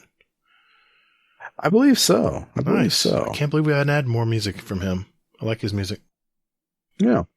And then the second song is my pick. It's by an artist named Gail, and her song is You're Just Horny. And, it's that kind of pop, angry woman rock music that I'm so fond of. So. Well, I did pick Zombie last week, so that would fit the title too. Yeah. Female artists are badass. Enough said. Thanks, Hazel. Let's see. My son has kind of been turning me on to new type of music called retro synth pop. I don't know. There's so many kinds of music out there now. I can't even keep up, but this artist, is actually the drummer for 9 Inch Nails back in the day. He's a Grammy-winning producer, mixer, songwriter, engineer, and programmer. So this guy just lives in the studio. His name is Chris Vrenna. He started his collab band project in the late 90s. I think it's a great sound. It's a lot like 9 Inch Nails music. It's from their second of 3 albums that they put out so far, and this album is called 2 a.m. Wake Up Call. It's the song Ruby, and the band is Tweaker. This is kind of like I said, it's a new band I'm going to look into more. I love collaborative projects. It seems like it's always the best from several different bands. It's always really good music that comes out. So check that one out. It's a little dark, but hey, that's the stuff I like to listen to. We've added a couple songs from this artist that I'm picking next, but I heard this song while I was in the shower. Yeah, it's a shower song. I had to add it this week. Just like what Soccer said, listen to it 2 or 3 times and you're like, I want to share this. This artist is considered an indie rock multi-instrumentalist, if there's such a thing. He's released 16 studio albums since 1996. That is a lot of albums for a short period of time. He was nominated for Best Folk Album on the 2020 Grammys. He's primarily known for his unique style of violin playing. It's accompanied by a lot of loop and pedal effects, whistling, and he has a great voice to boot. My song is off that very folk album from 2019, My Finest Work. The song is Proxy War, which is actually one of the lesser known songs from that album, but it just hit a chord. It just hit a chord with me. I don't know. I can't explain it. It's the 48-year-old from Lake Forest, Illinois. It's Mr. Andrew Bird. The entire album is great. It's one of those fully listened to albums that you just can put on repeat all day. A couple of announcements before we go. We have clan nights, clan raid nights, and then we also have scrims. So clan raid nights are clan exclusive unless we can't get enough people in there, which lately has not been an issue. We actually have had too many people to where we actually had a second group. That was awesome. So yeah. Then we have scrims, which are, like I mentioned before, are open to everyone. So it doesn't matter what Discord you're in. Ideally, you're going to be at least in ours. But as long as you're in one of the other ones, you can always join up. You actually do have to be in ours now that I think about it, because we use our Discord for the chat. So, yeah. So besides that, still have my healthy challenge going. So I'm putting up $100 if you lose more weight than myself, either by percent or just by weight in general. You'll be in the running for $100. Very cool. Gotta love it. I'm still losing weight every week. I'm losing it slowly. I'm in the long game. I'm doing it right though. So, yep, I'm right in there with you. Just a reminder, we still have 1 week left until the last part of the season. And Hazel and I have our wager. Someone's going to die, and he has picked Marasov, and I have picked Osiris. And I got to admit, it's not looking good for Hazel. I don't know. I've just seen a few cutscenes from I don't know if it's the before or new season. I don't know. It's hard to say the context, but I don't know. We got another week to see. And if we both, just for information, if we both lose, then we'll come up with another little fun wager for the new season. We'll figure something out. Let's see. And if we do lose that bet, by the way, for 4 weeks, someone I guess the community will vote, or every day change our nickname in our Discord. God, shiver goes down my spine. I don't even think about that. It should. I think I'm safe. I think I picked a good horse. We'll see. I'm a little bit worried, but we'll see. I am going to be cranking out the remaining days of my 30-day comp challenge, and I'm probably going to be releasing a video every day, starting next week. Took you long enough. I know. Like Soccer said, it's comp, man. Comp needs work. It has its problems. I think I'm at Mythic 2 because I haven't played in a couple weeks, and it's knocked me down out of Mythic 3. So I got a little bit of work ahead of me. We'll see how it turns out. So stay tuned to that if you guys like to follow that. I did want to mention too that we have a second clan we're starting up. Our first clan is at capacity, and we've had so many people saying, "Listen, I got a buddy who's looking for a clan." And we do have a second clan. It is the Guardian Downcast Pod clan. The first one we have is just Guardian Downcast.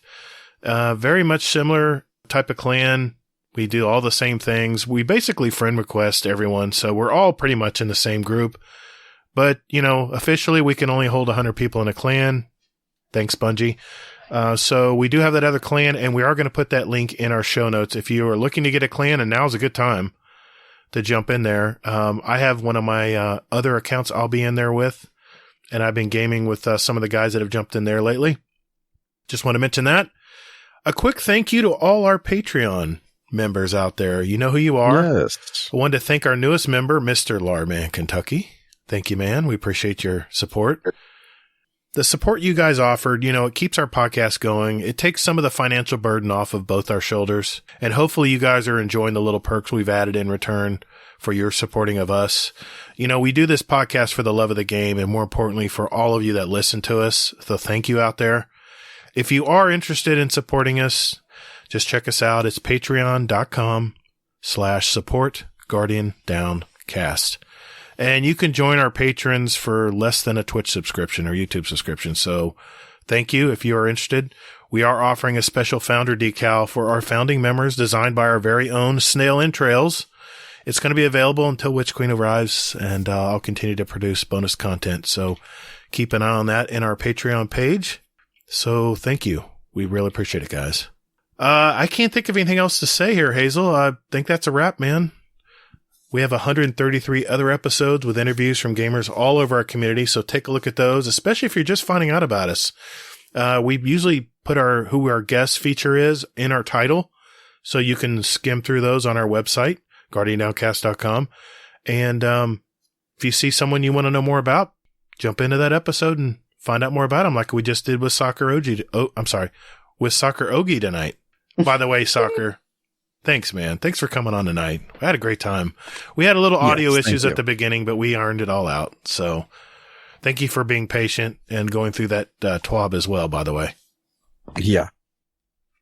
Nah, dude, it was fun. I enjoyed just getting to talk and chat about something that, we all love to do. So it's a good time. It's a good time for all. Absolutely. Yeah, I'm glad. You want to mention how people can find you out there? You said you're on. You said you're on Twitch, I think, too, right? Yeah, for your raffles. Which I'm in, by the way. All the raffles I do. Yeah, you can find me at Twitch TV /RealSoccerrogi. You can also find my PlayStation gamer tag, which is iSoccerrogi. And obviously you can find me in Guardian Downcast Discord as well.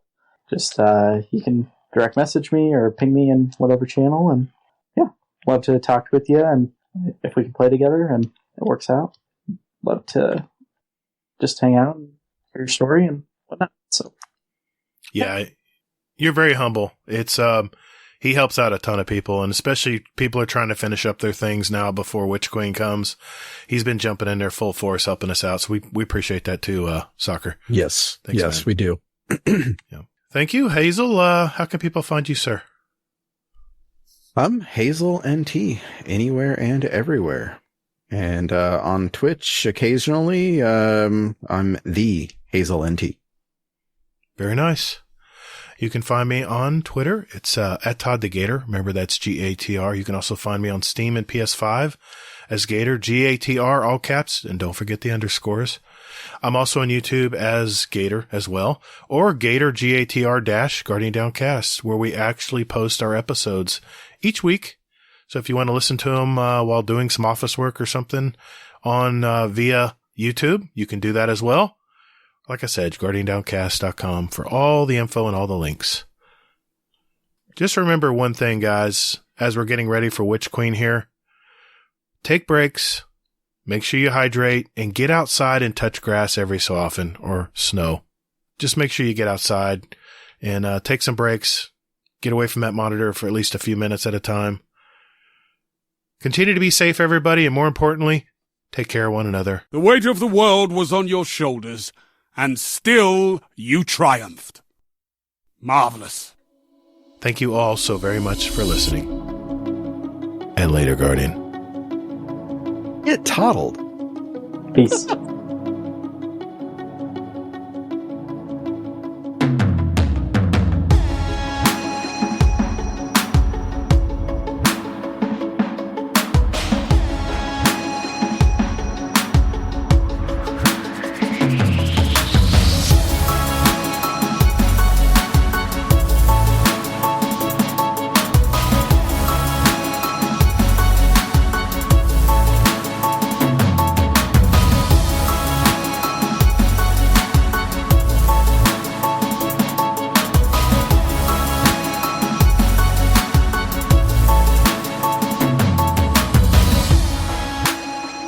And Hazel, don't think I didn't know that you let Burning Wing start nicknaming people in our damn Discord server. All of a sudden I see all these new names. I'm like, what's going on here? Sin's name is Gator's feet pick provider? What the hell does that mean? No, that's Kingsley. No. Oh yeah, that's right. It is. I can't even tell. Oh, and then Kingsley is only Sin's feet pick something. Provider, yeah. Jesus Christ. Yeah. It's okay. And I think he, Burning Wing is Gator's favorite wooden spoon. Yes, I saw that. And then better than Davis in every way. Soccer, Yeah, you sure you're okay with that name, buddy? You know, you can change hilarious. it. You don't have to I leave know it. I can, Okay. but but why would I change it? Okay. It's great. I was just making sure. I was like, how the hell? I looked at the mod permissions. I'm like, who the hell turned this switch on? I said, Hazel, what the hell, man? Oh. Yeah. Well, I mean, it started off innocently because I started looking at the RNG. Oh. Yeah, RNG was like, hey, I want to like change somebody's name. Can I get that back? And I was like, sure. And then like I guess like he told of course Burning he did. Wing Of course he did. Yeah. So. All of a sudden I'm looking at the show logs, and I'm like, Burning Wing updated this person and this person and this person. I'm like, what the fuck?